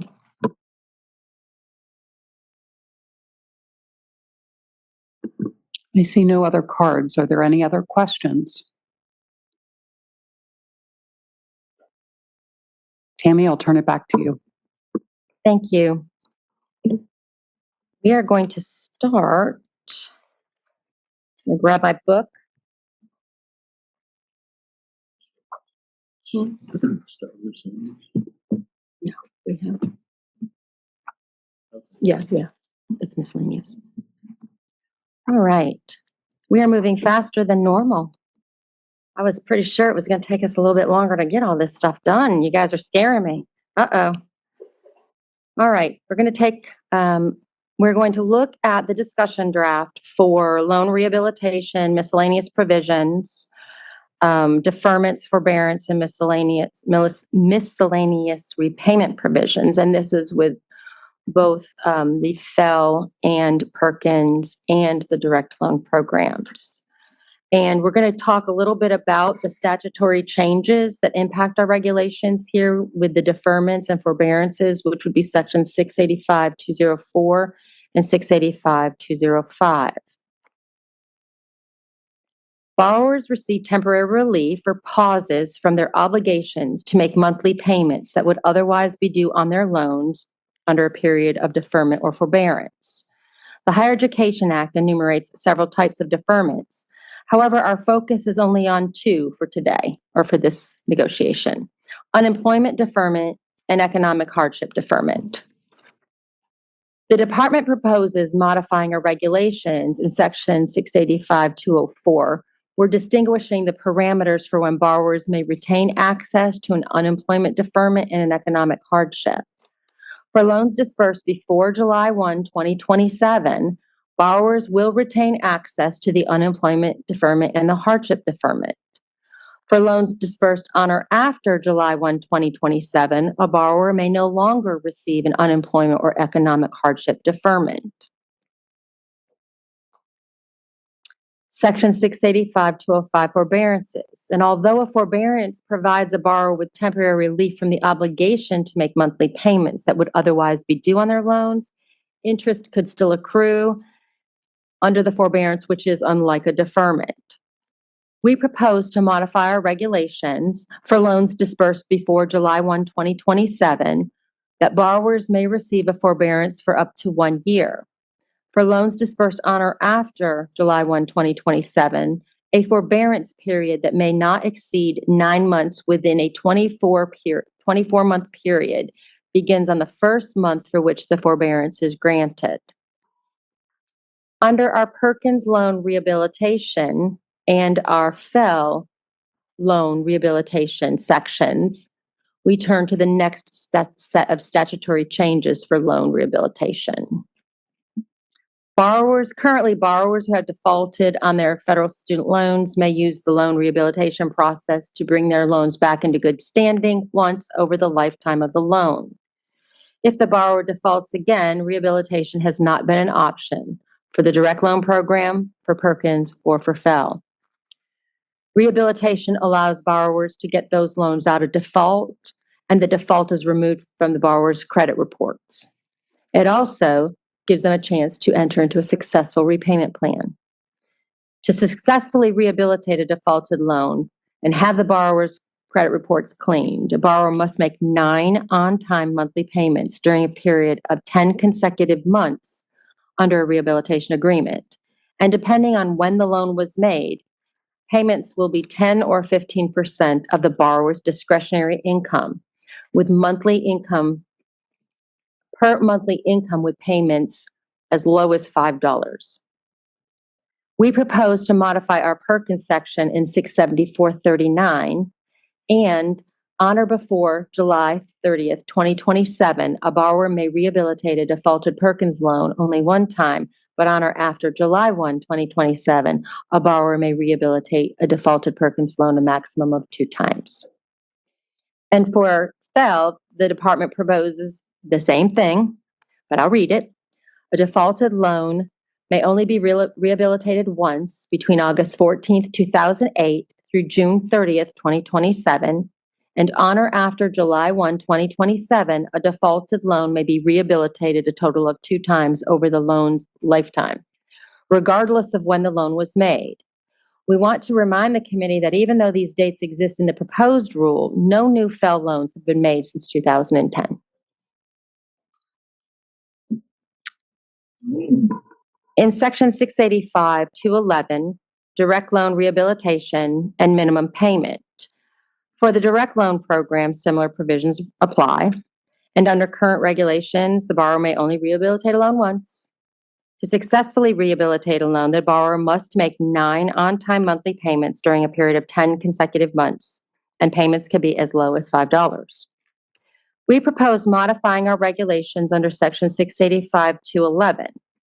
You'll note that we propose new regulatory text that allows the borrower on or after July 1, 2027 to rehabilitate a defaulted direct loan a maximum of 2 times.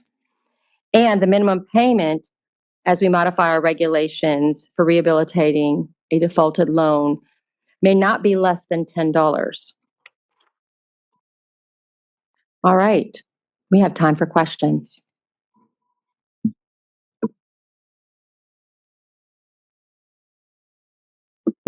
Alex Ritchie.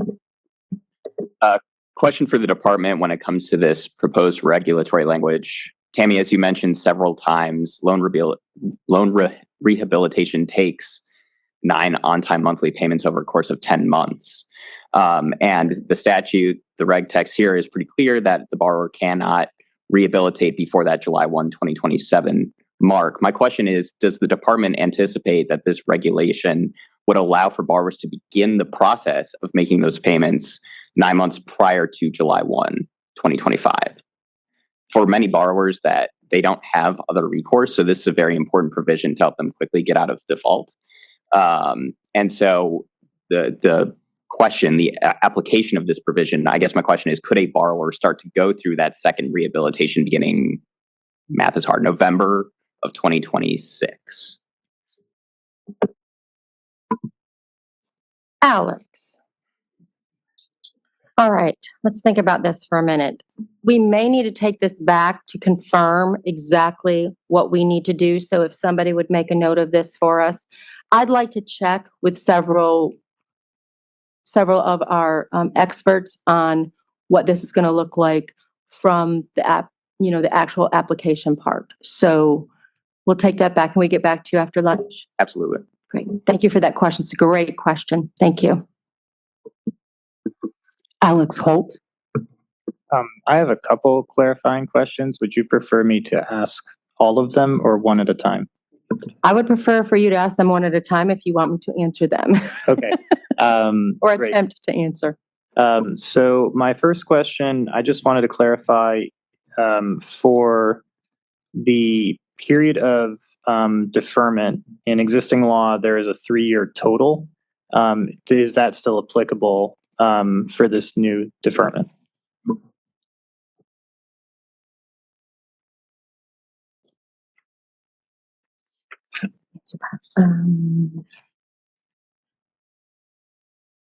I'm sorry, forbearance. I shouldn't have said Yeah, defer- okay. forbearance. Thank you. I was trying to rack my brain on, I'm like, I can't think of anything on the deferment side.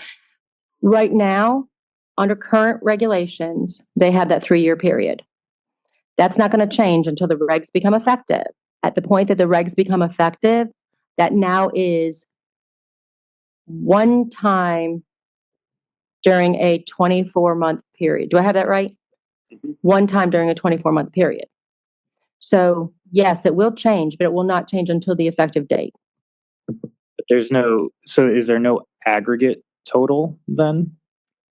So it's 9 during a 24-month period, but over 10 years, you could imagine. It's 9 months out of a 24-month period. When that 24-month period ends, if they need another 9 months, it is per 24-month period.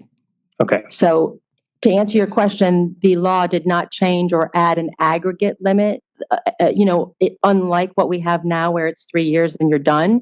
No, that is not the intent. I think the department's position, and of course, Congress's intent is to allow forbearances when they're needed, but to not allow overuse or slapping borrowers into forbearances that are harmful because interest keeps accruing.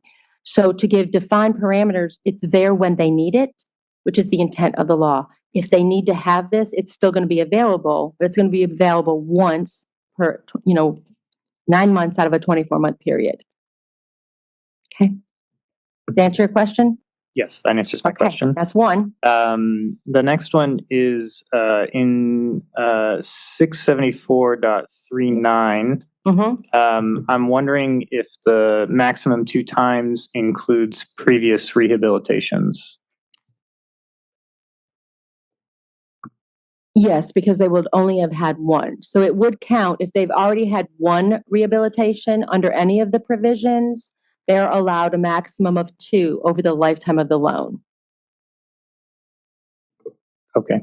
I also have one comment, but I'm not clear whether I'm supposed to make the comment now or hold that for discussion.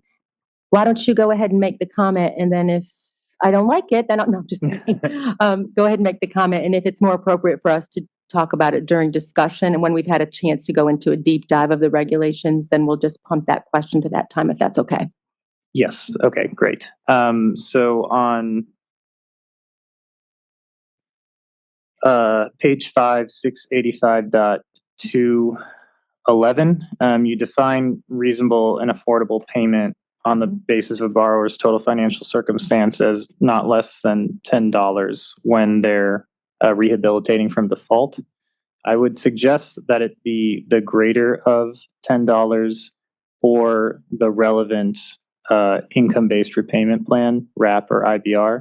The reason being that I think it could be problematic if you rehabilitate someone at a very low payment, they enter repayment, they see they have a much higher payment, and then they default again and they've lost one of their chances at rehabilitation. I think this is a better chance of keeping the person in repayment and over a longer term. Thank you for that question. I would prefer that happens when we go through the deep dive of the regulations. So if you would not mind asking that again when we get into that particular point, we appreciate your suggestion. Anytime we have suggested a mandatory, or you propose, your constituency group proposes suggested a mandatory language, we would like for that to be in writing as well. And we look at these proposals. So if you have ideas about our reg text and you want to submit something, please do so that way. Also, right at the table as well, Alex, just as you've done. But that is a little bit more suited for our additional discussion for later. But now you've given us something to think about. So thanks so much. Great, thank you. I will also be submitting a request for data for this from the department for this section. I would request all data requests come in as soon as possible. Given the potential of a lapse in funding, we may not be able to get your data requests responded to by the end of this week.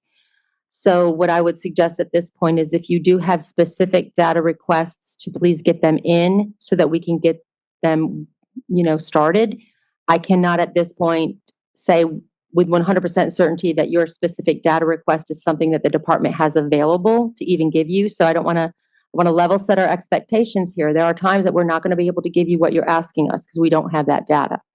Now, if we do have it, it's going to take us a little bit of time. We promise to circulate that back out, and we will make we will send that to you, and we will also make that publicly available as well.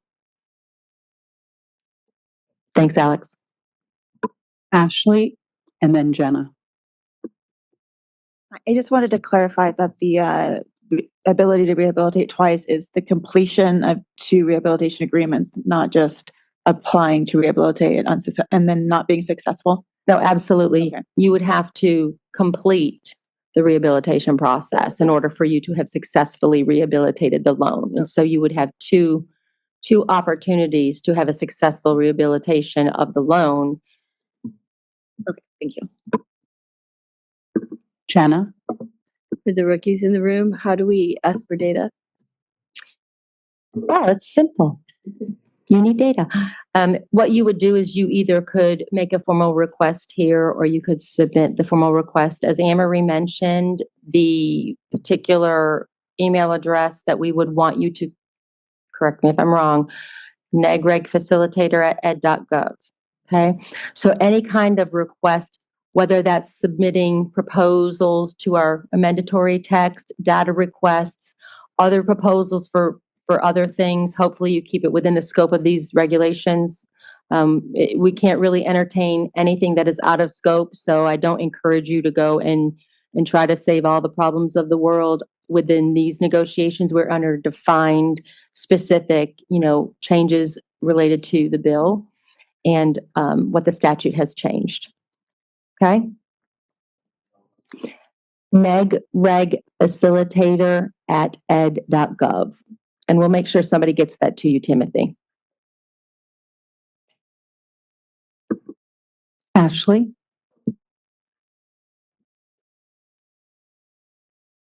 Are there other questions? Right now, we have no other cards up.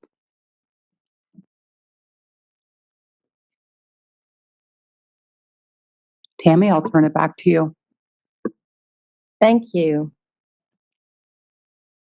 At this point, I'd like to draw your attention to the discussion of draft regulations, discussion draft on repayment plans, 685-208, section 682-215, 685-209, 685-210, 685-211, miscellaneous provisions A and D, and 685-219, 685-220, 685-221. So we're going to have a test. Who can say all those regulations? I'm just kidding. Just kidding. Give you a second to get there, and we'll start.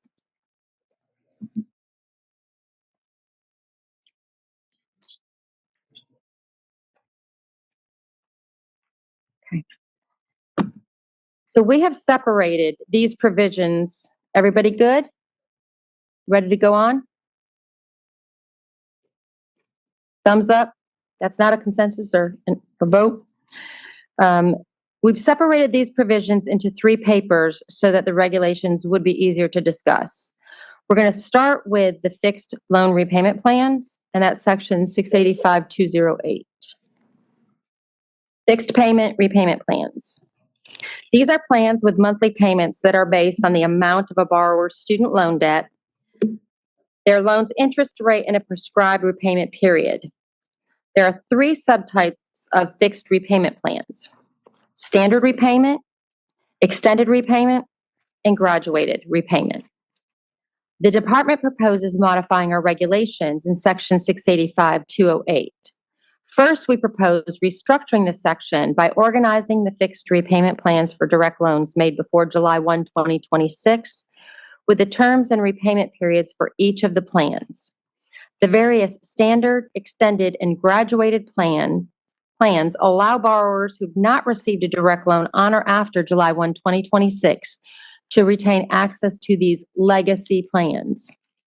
We also propose including within each discrete fixed plan the terms of the repayment periods for each of those plans. So instead of having the regulations have one part for the plans up here and the latter part have the periods of time, we moved those together so that when you're looking at the definition of a standard repayment plan, you're going to have all of the pieces of the standard plan together in those regulations. Likewise with the other two plans, graduated and extended. Made a little bit more sense to us to have everything in one spot than having to go back and forth to the bottom part of the regulations when it actually matches the first part. So we hope that you all agree with us on that.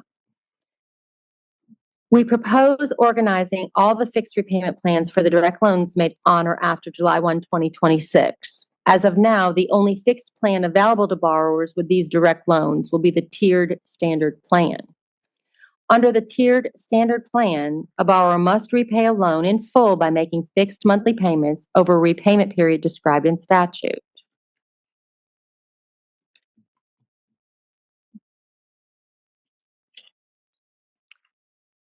We're going to get to look at a tool. So I think we're switching. Before we switch discussion drafts, let's go ahead and wrap up conversation on these two provisions, or these, 685, 208, or this provision, excuse me.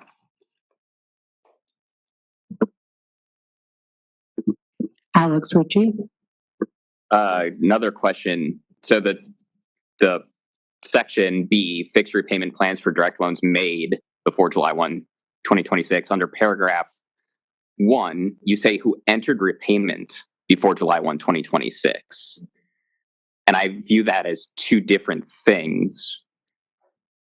Would it make more sense to say who received their loan before July 1, 2026 to mimic the intent of the paragraph?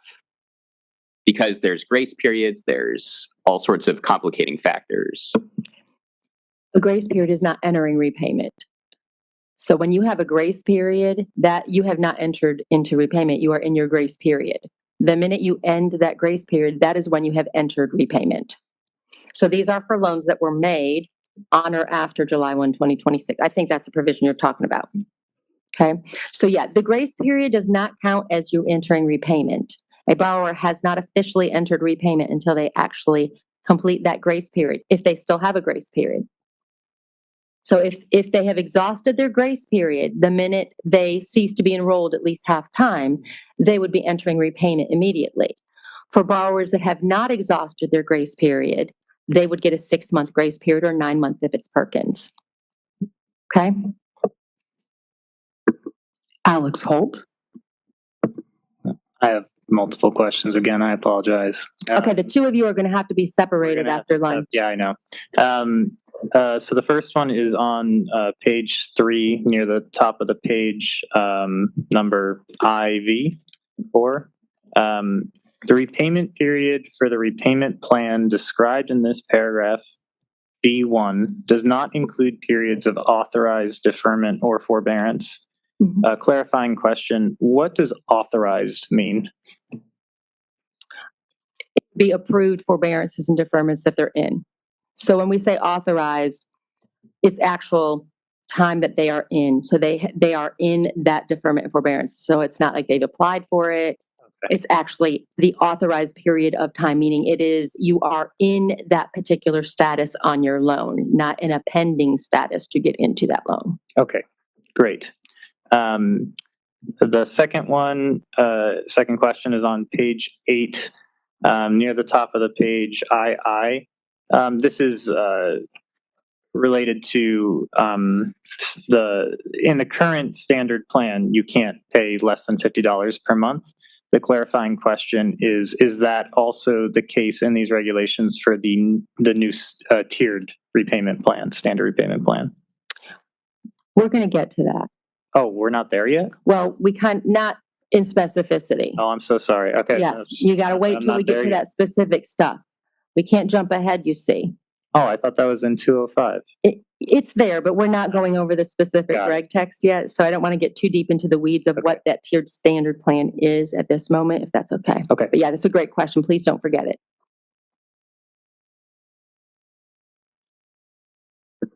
No other cards? Emeka? If you have a question and you're in the back row, would you hold your card up so Anne Marie might be able to see it? Emeka has a question, Anne Marie, I'm sorry. Emeka?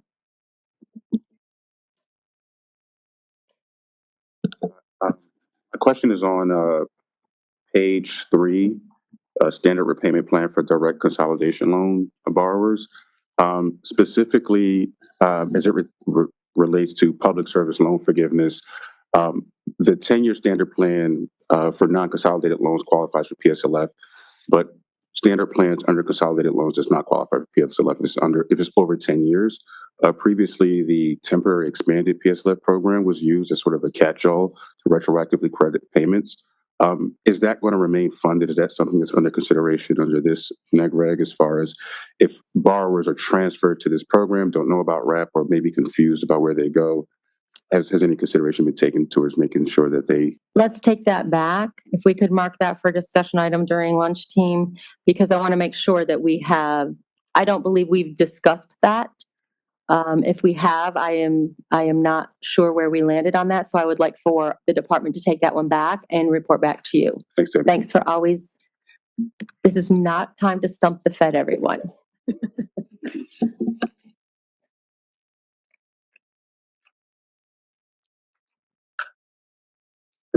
Scott?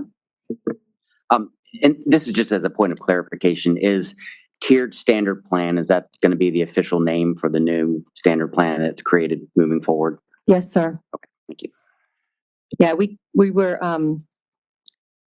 trying to be as creative as we could. We understand that there are so many complications with the naming of our repayment plans, and we're going to get into the income-based repayment plan where there's like 3 different criteria that's not coming out, based on changes to instituting the repayment assistance plan. That's another layer of an IBR plan. And so we do have, I think you have on your table, a little tool to try to help us navigate through that. So yes, Scott, that is the name of the standard plan that this bill has created. Ashley? Just seeking some clarification with regards to consolidation loans. I have a concern that does that refer only to consolidation applications that have been processed and approved, or versus applied for? Because I know that there's oftentimes a delay between when a borrower applies for a consolidation loan and when it's actually processed. And so if a borrower applies before July 1st, 2026, but it's not processed until afterwards, where do they stand with regard to that? So it's keyed off of the date that the agreement is signed. So when it is signed, if it's a complete application, now if it comes in and it's not signed, then that's a different story. But if it's a complete application, the minute that hits our system, whichever method it hits our system, that would be the driver. Okay, so just so I'm understanding you correctly, that's the date it's completed, signed, and submitted to the department. Okay. Yes.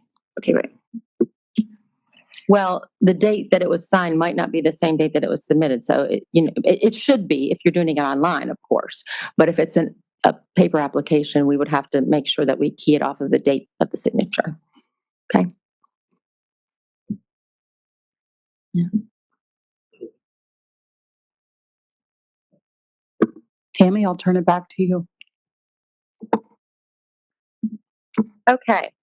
If my wonderful colleague sitting in the back of the room would be so kind as to share the screen. We're going to talk a little bit before we jump in. I'm getting my notes out, so forgive me. I did not expect to get here until after lunch, so I wasn't quite as prepared to have everything pulled out. So we're going to start talking about the next set of statutory changes, and these are based on 682-215, the FEL income-based repayment, 685-209 are income-driven repayments. And so this is the discussion draft, obviously, on 682-215 and 685-209. You heard that we've changed the existing income-driven repayment plans and the creation of the new IBR plan, WRAP. So let's talk a little bit about this comparison. The tool that you see compares the notable differences between the 3 income-based loan repayment plans, including changes being implemented by this bill. And you'll note that we have color-coded into red, white, and blue because we are patriotic and we are in America. And that was the safest thing we could do because we could not key it up like credit cards in case we gave the wrong impression of something was better than something else. So we decided to be patriotic. And I'm giving full credit to this man over here who created this, who told us what to do on this one. So thank you, Jeff. All right. On the red side, what you see is the IBR plan, right? So everything for the loan types in gray across the top are the loan types that are applicable under all 3. Okay? And you'll notice the note that fell and defaulted federal consolidation loans must be consolidated to repay under the repayment assistance plan. So it's pretty important that you look here and know what loans we're talking about. And then if you look at the red side, it's borrowers with 1 or more loans made before July 1, 2014, and no new loans made on or after July 1, 2026. I'm not going to go into the details yet. I'm going to just specify what each repayment plan's effective dates are so that you guys we can kind of keep this together. So under our IBR 2014 or our white column, borrowers with no outstanding direct loan or FFEL balances before July 1, 2014, and no new loans made on or after July 1, 2026. So this defines like new borrower, right? This is the IBR 2014. That's the white column. Then we have borrowers that will be under the new income-based repayment plan called WRAP. Borrowers with 1 or more loans made on or after July 1, 2026. The intent here is to have a new simplified plan. So monthly payment under our IBR red is the lesser of 15% of adjusted gross income that exceeds poverty guidelines. It's based on family size, or it's the amount calculated under the 10-year standard plan based on original owing principal and interest. And the monthly payment can be as low as $0, and forgiveness is after 25 years of qualifying repayment. Under the white column, our IBR 2014, monthly payments are the lesser of 10% of adjusted gross income that exceeds poverty guidelines based on family size, or amount calculated under the 10-year standard plan based on original owing principal and interest. Monthly payment may be as low as $0, and forgiveness is after 20 years of qualifying payments. So the 2 distinctions here, aside from what defines the new borrower, the white column, against the red column, is the red does not give, it is a higher percentage, right? And then that exceeds, and then the payment is based on, in the white column, a lesser percentage of the AGI that exceeds poverty guidelines. And the forgiveness provisions are changed from 25 to 20. Now they didn't change to 20. This plan has already been in existence. So I don't want you to get confused that we created 2 new plans here. We didn't. This IBR plan, this white column has been here. You see it's for 2014. It's called the 2014, and it defines our new borrower. And these are for no direct loan balances before July 2014 and no new balances made on or after July 1, 2026. So it's this defined period of time, right? It's important to key into that distinction. Now you look at our repayment assistance plan, and we haven't really gone into too much detail on this wonderful simplified plan. But here, the monthly payment amount is equal to a borrower's applicable base payment, which is based on a percentage of their adjusted gross income divided by 12. Imagine that a monthly income divided by 12 gives you an applicable base payment. Then we're going to look at subtracting from that base payment $50 for every dependent that the borrower has. That is on a federal tax return. as reported on a federal tax return. So it's not that you can sit there and say, I have 30 dependents and get my payment into some sort of negative, because that's not a payment. We know that. This is what have you reported on the federal tax return. So there's accountability measures there. The minimum monthly payment may be as low as $10, and forgiveness will be after 30 years of the qualifying payments. And so we have specified in our reg text these characteristics where they have changed, because obviously the middle column and the white and the red, we had to put in for loans, no new loans made on or after July 1, 2026. And so there are some things that we changed as corresponding edits to the old IBR plan, the IBR plan 2014, red, white. And then of course our blue plan, the wrap, there's a whole bunch of things that we've created for that because it's a brand spanking new plan. Okay, we can go to the second page. So there are some special features. So let's talk about the special features under our red IBR. So what is the red IBR? What's the quick word to say what the red IBR is? The old plan. You got it. Scott gets the gold star for today. So this is an interest subsidy for the first 3 years of subsidized loans, except for periods of economic deferment when monthly payment does not cover accrued interest. It's for married borrowers who file jointly. The spouse loan debt is included for purposes of adjusting the borrower's payment and the ability to apply and recertify eligibility using the disclosure of federal tax information.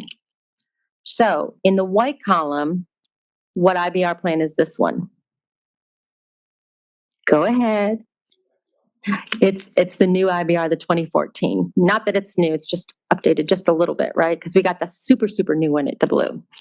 This is also interest subsidy for the first 3 years of subsidized loans, except for periods of economic deferment when the monthly payment's not covered. It's also for married borrowers who file jointly. The spouse's loan debt is included for purposes of adjusting the borrower's monthly payment and the ability to apply and recertify eligibility for the plan using the disclosure of federal tax information. So now we get to the big, beautiful new wrap blue plan, blue IBR plan. And the special features are there's an interest subsidy when required, on-time monthly payments that do not cover accrued interest. We have a matching principal payment concept, and that's made when the required on-time monthly payment doesn't reduce the outstanding principal balance by $50. And for married borrowers, the spouse's loan debt is never included in the monthly payment calculation. So the ability to apply and recertify for eligibility also provides us with the disclosure of federal tax information. Now, we were not trying to be cute and funny when we talked about, setting up these IBR plans.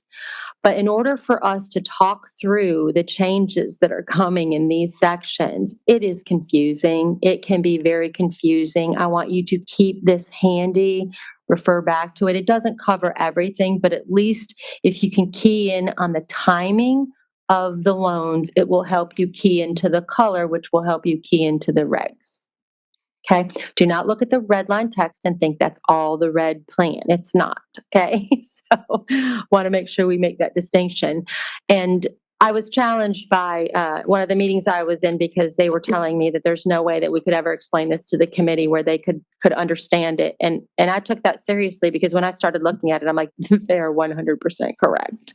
What are we going to do to try to communicate what we're doing here? And so I hope that our attempt at providing you a tool that sets the foundation of these three they're not drastically different, but the wrap is drastically different from the other two, that it really will give you the foundational knowledge you can to have a little bit more understanding as we navigate through what we've changed from the bill, and then as we get to the proposed amendatory text later as well. Okay, a couple of things that I want to just make notes, specify for you all. For certain older loans, federal loans, they have to be consolidated into direct consolidation to access the repayment under the income-based repayment plan. So that's a really important feature to remember. And while the OBB implemented a limited provision between that July 4th, 2025 and June 30th, 2026, for accepted consolidation loans, which this is going to be fun too, we're going to get to this as well. consolidation loans that either repaid a Parent Plus loan or another consolidation loan to access IBR, as well as the income contingent repayment plan and pay-as-you-earn pay. So here's this limited provision, and then we have accepted consolidation loans, which has its own definition. And we'll get to all that a little bit later. Want to remind everyone that both the income contingent repayment and the pay-as-you-earn plans will sunset by June 30th, 2028. Only defaulted direct loans can repay under IBR and WRAP, except accepted consolidation loans. We got to have our exceptions, and we'll get to all of those. Defaulted FFEL program loans are not eligible for IBR or WRAP unless they consolidate into a direct loan, into a direct consolidation loan. FFEL borrowers need to consolidate to access WRAP. They needed to consolidate into a direct consolidation loan to access the repayment assistance plan. And borrowers who must consolidate in order to access income-based, income contingent, and pay-as-you-earn repayment plans must have their consolidation loans dispersed no later than June 30th, 2026 in order to access IBR, ICR pay. So that is dispersed, consolidation loans dispersed. There's a distinction there. All right, we're going to move along. Thank you for engaging us in our little coloring plan today. We will use this again in our deep dive. Yes. Tammy, we have a question. Oh, great. Andy? So you are correct. This is a very complex, complicated series of text. Just for clarification, on the new IBR and the new WRAP, if you had a loan prior to July 1st and then you take out one after July 1st of 26, you automatically move everything over to the blue. Is that correct? Just to clarify. Okay, I first need to stop and clarify something that you said. It's not new WRAP in the middle, the white column. That's what we say, the new borrowers. It defines new borrower. Right. That income-based repayment plan in the white column is not new. It is the existing. What we did was change the definition of what qualifies for that repayment plan. And that's what we're saying that defines a new borrower, because it's between July 1, 2014 and no loans made on or after July. So it's everything before July 1, if there was no outstanding direct or FFEL loans, and then no new loans made on or after. So it's a defined period of time. So I needed to clarify that first, because I don't want to get down a rabbit hole. So all new borrowers after July 1st are in the blue. New students, say next fall, would be completely in the blue. No, we will say July 1, 2026. Sure, understood. Second question, for plans that are being sunsetted, that impacts students that are already using those plans, and will there be a communication plan around that, or is that? Oh, absolutely. Yeah, okay. It not only is there a communication plan, if you look and see what Congress has done, we have until 2028 to sunset those plans. Okay. So there will be a series of communications that has already started with putting stuff on the website. We've said they're going away. We haven't given any specificity around that because we can't. We're negotiating. Sure. And so we want to be careful. We've made the public aware that this is going to happen, but it will be a series of communications. Andy, it will be a series of publications on the website.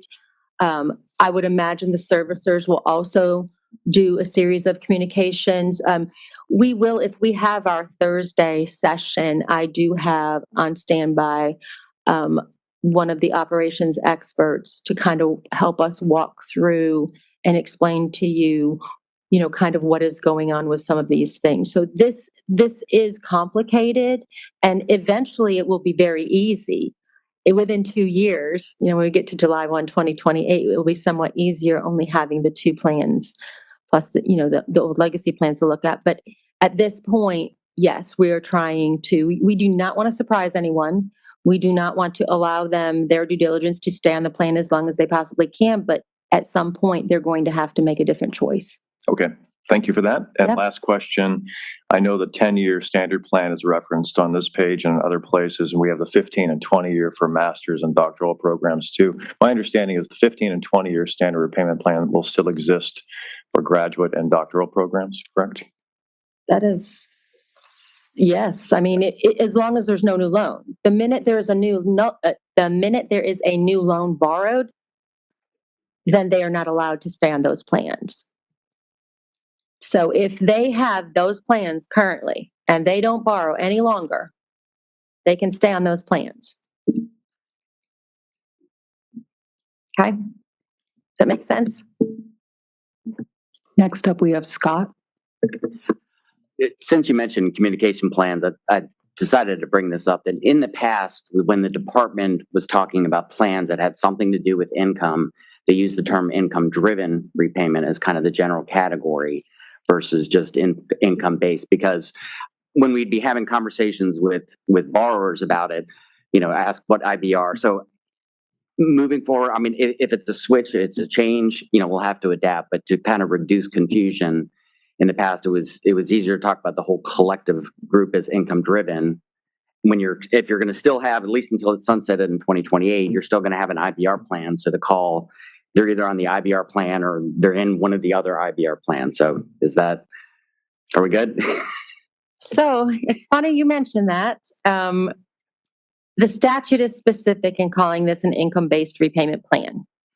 We have colloquialized things through a prior rule where we defined for the first time in regulations income-driven.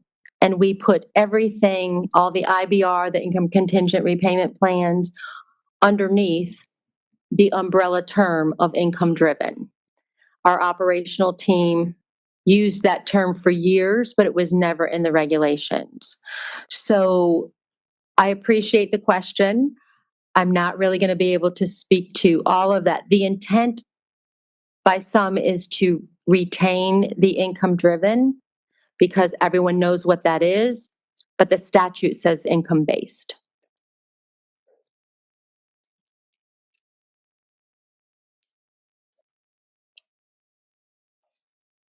I see no other cards, so Tammy, we'll go back to you.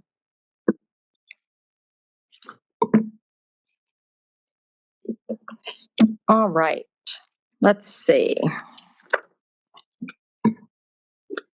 So we talked about borrowers providing their consent to the disclosure of the federal tax information by the IRS for the purposes of initial or recertification, and by the end of those repayment periods, forgiving the remainder balance.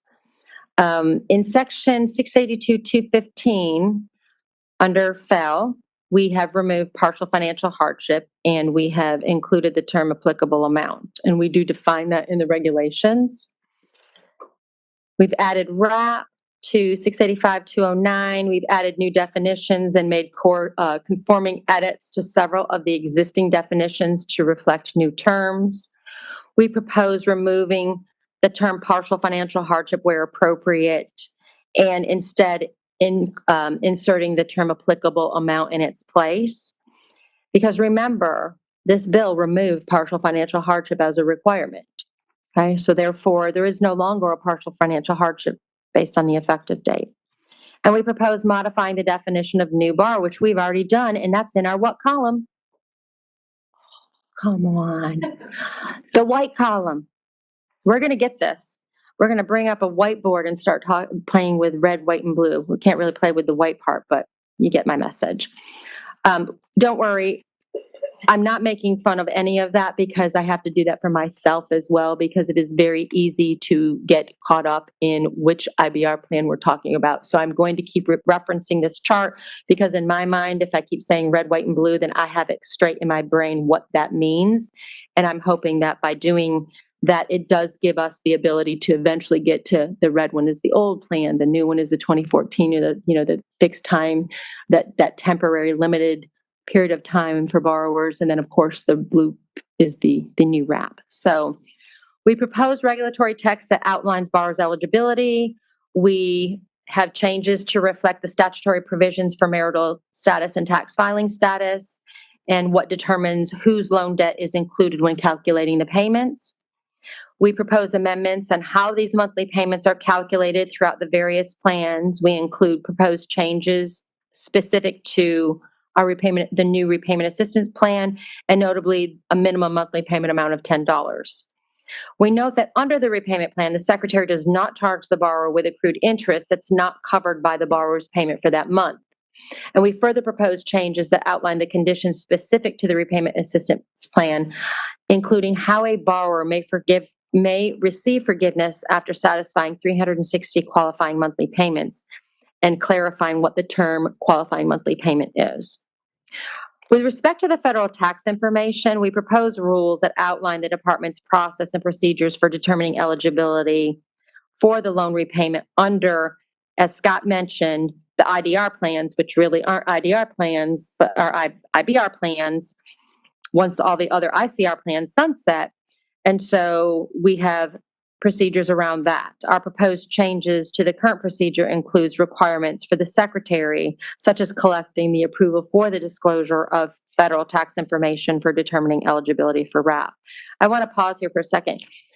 We've had the ability to do this because through the FAFSA Simplification Act, it gave us access to this disclosure of federal tax information.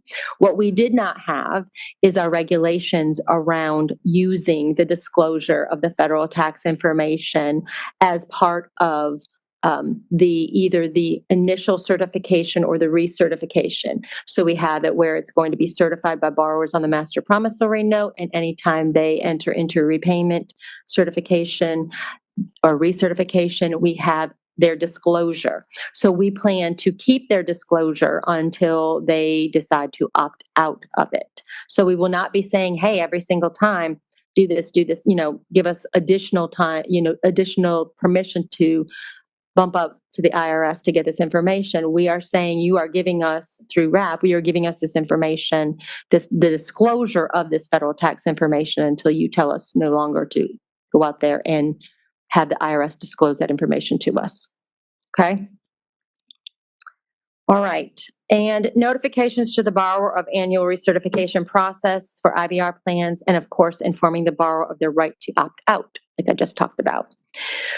We added a condition for when the secretary may place the borrower on the IDR plans, including the RAP, which really are income-based. It is based on the borrower's income and number of dependents. And we propose conditions for when the payment of outstanding loan principal is postponed under the pay, repay, and RAP. And we propose text that outlines the provision under RAP for applying matching principal payment, which provides relief to borrowers whose monthly payment does not reduce their outstanding principal by at least $50. I want to mention something here. Our rules are on the current rule of record in our ECFR.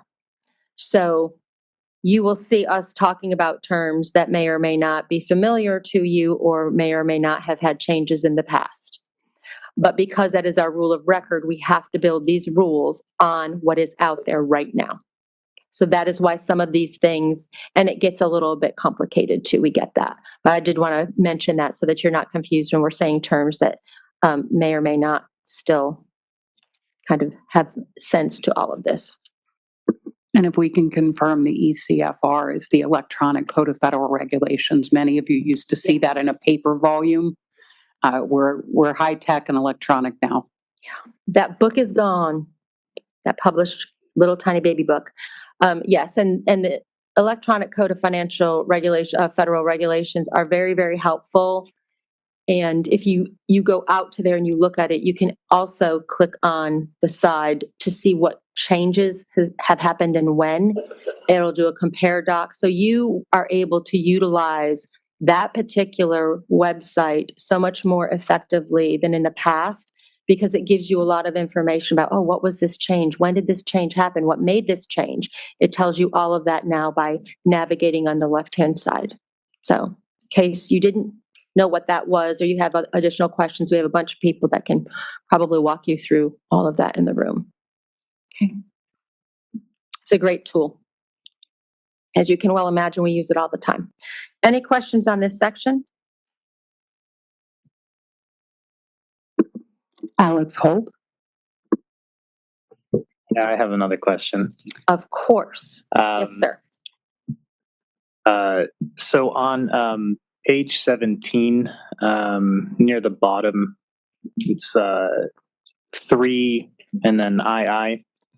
I'm just trying to understand what this is referring to. It says a borrower who has made 6-year more qualifying repayments under the repay plan on or after July 1st, 2024 may not enroll in the IBR plan.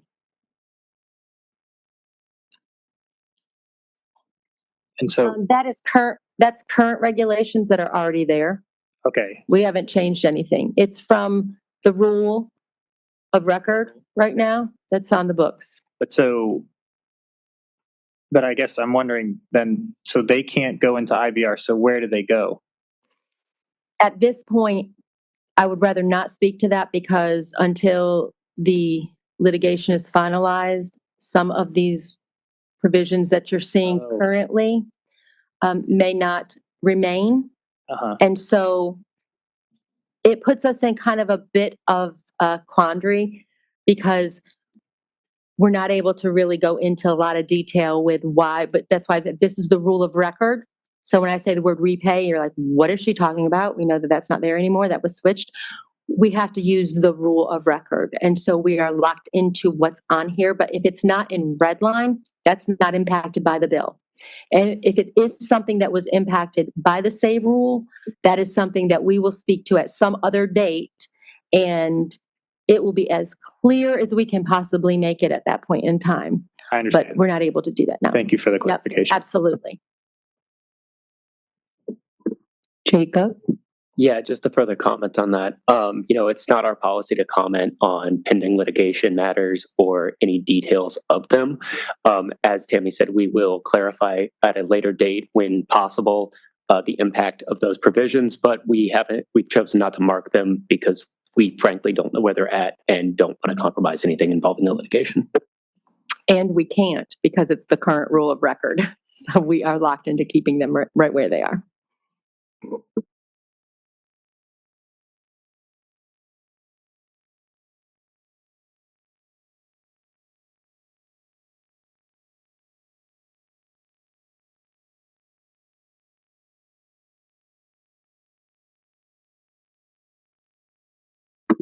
No other questions. So Tammy, I'll turn it back to you.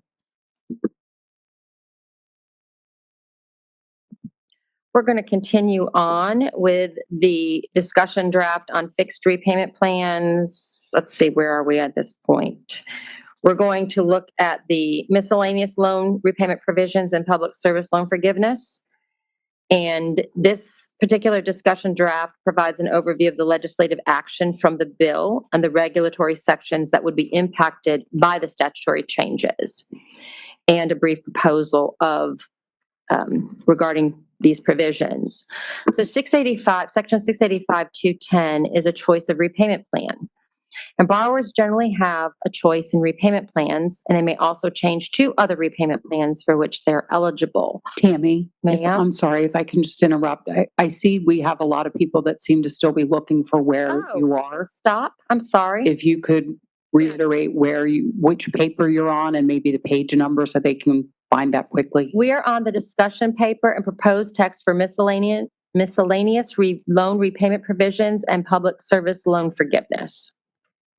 So that would be 685-219, 685-211. So you should have a paper that deals specifically with those. Are we good? Is that better? 211 starts on page 6. Sir? 211 starts on page 6. And 211 starts on page 6.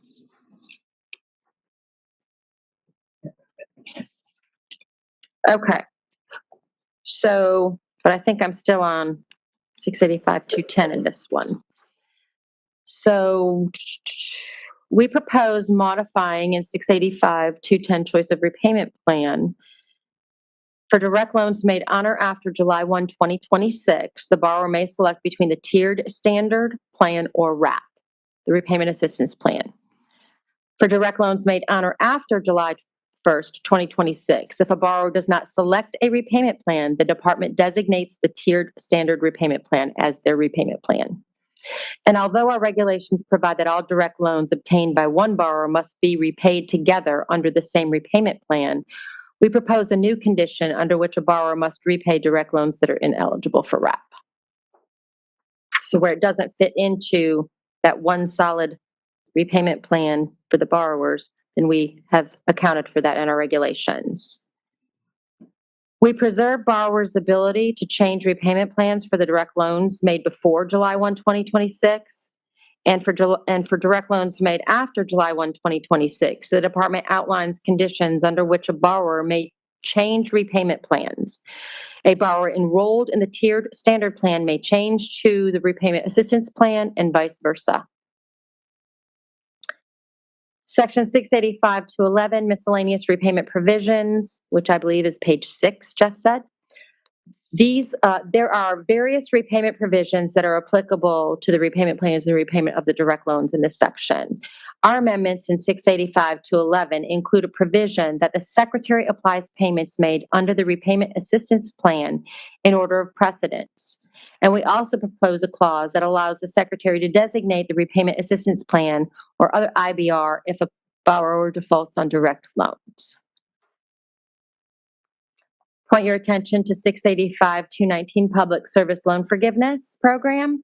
Under the Public Service Loan Forgiveness Program, a borrower working in qualifying public service could have the remaining balance of their direct loans forgiven after they have made the equivalent of 120 qualifying monthly payments under a qualifying repayment plan, and all other eligible criteria for PSLF is met.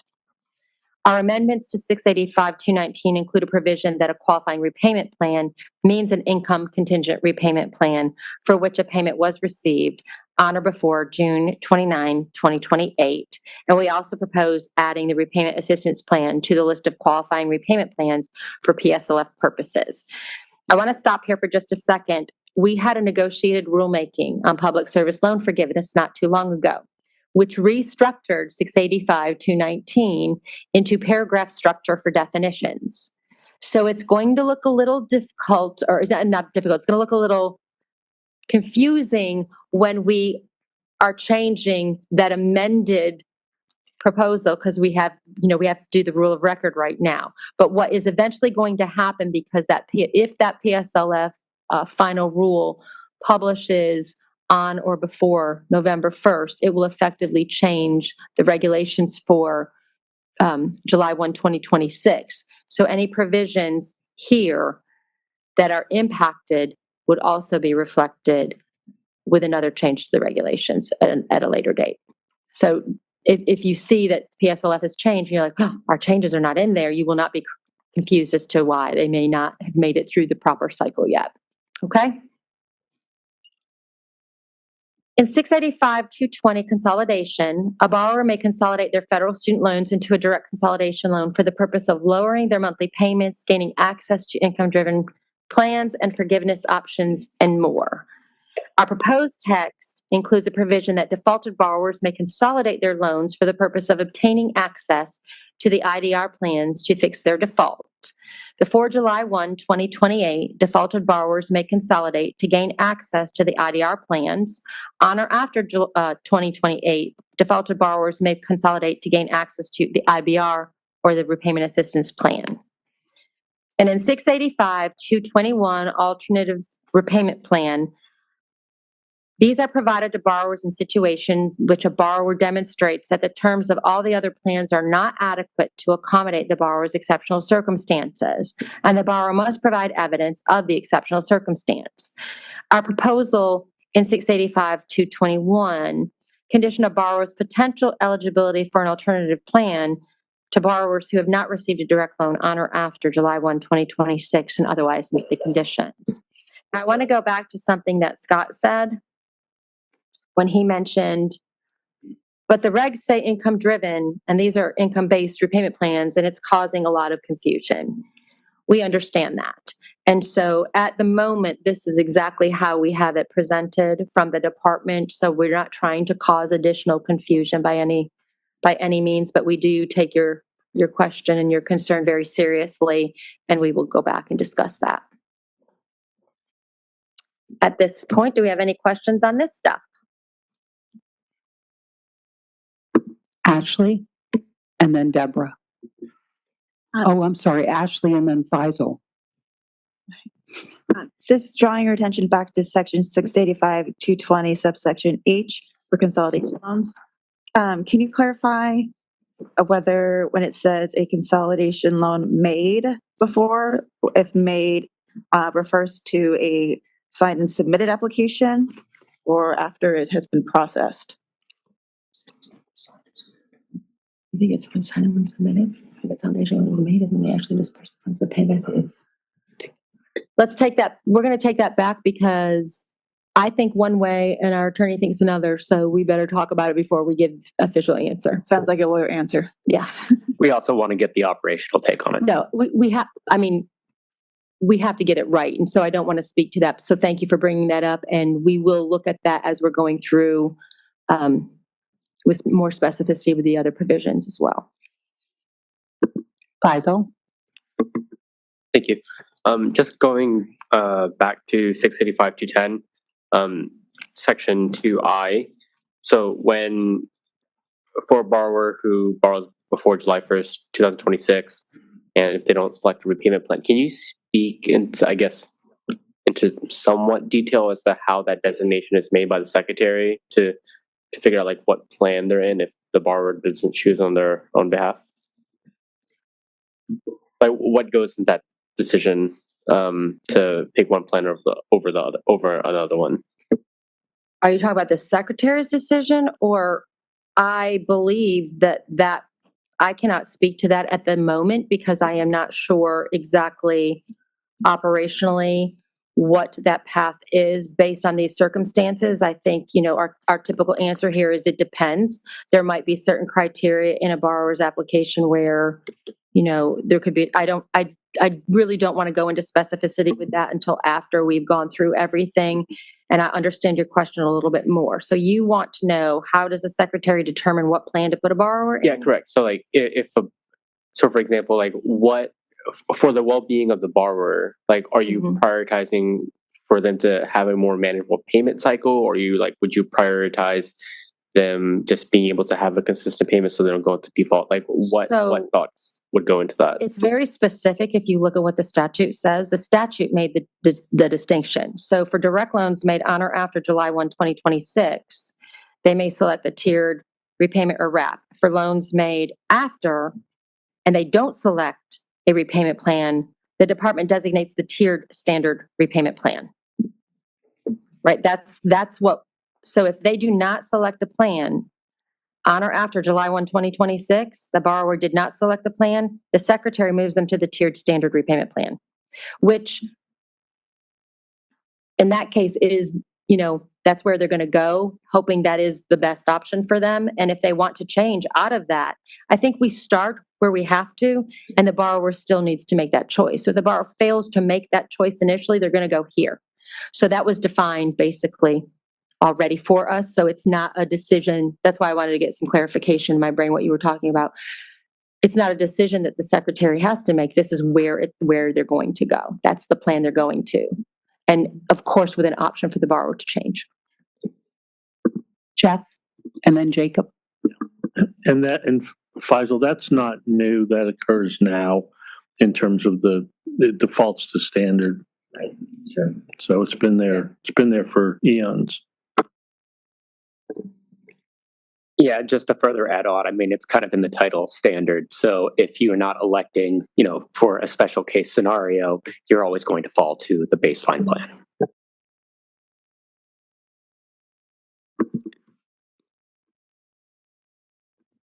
Alex Ritchie.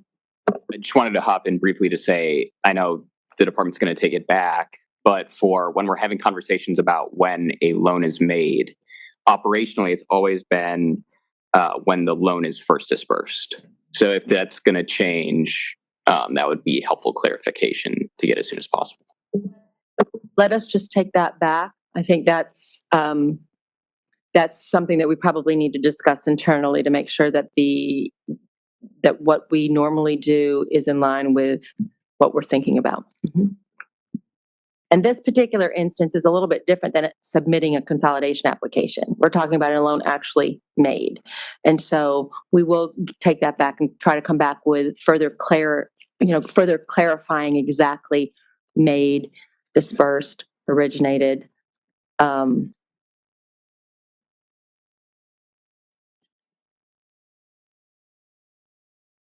we will, I'm not sure what that means, so I want to pause and Hold off. yeah, we'll get back to you on all of that. Thank you.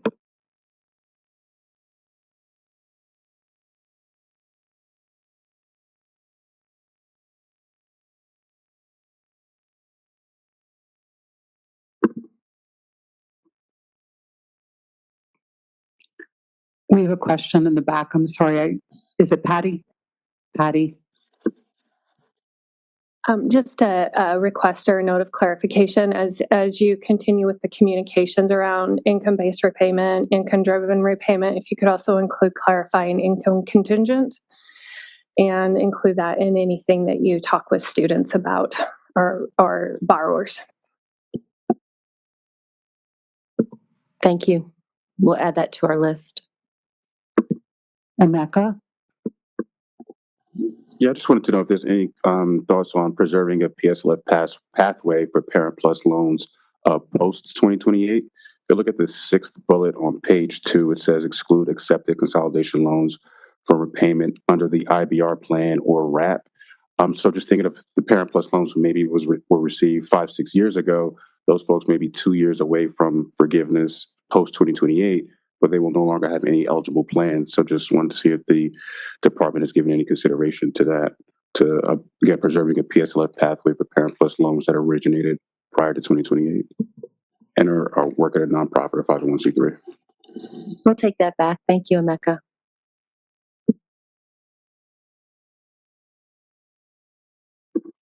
No other cards at this time. Tammy, if you want to take it back.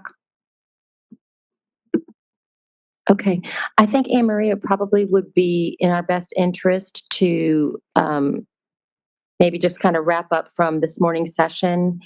And where we want to start coming back is on the loan limits after lunch. It'd be too hard to start that and stop in 10 minutes. So we prefer that we stop here. So we'll stop here and we'll come back from lunch promptly at 1 o'clock. We'll give you an extra 10 minutes for your first day to get oriented. And I thank you for your attention this morning.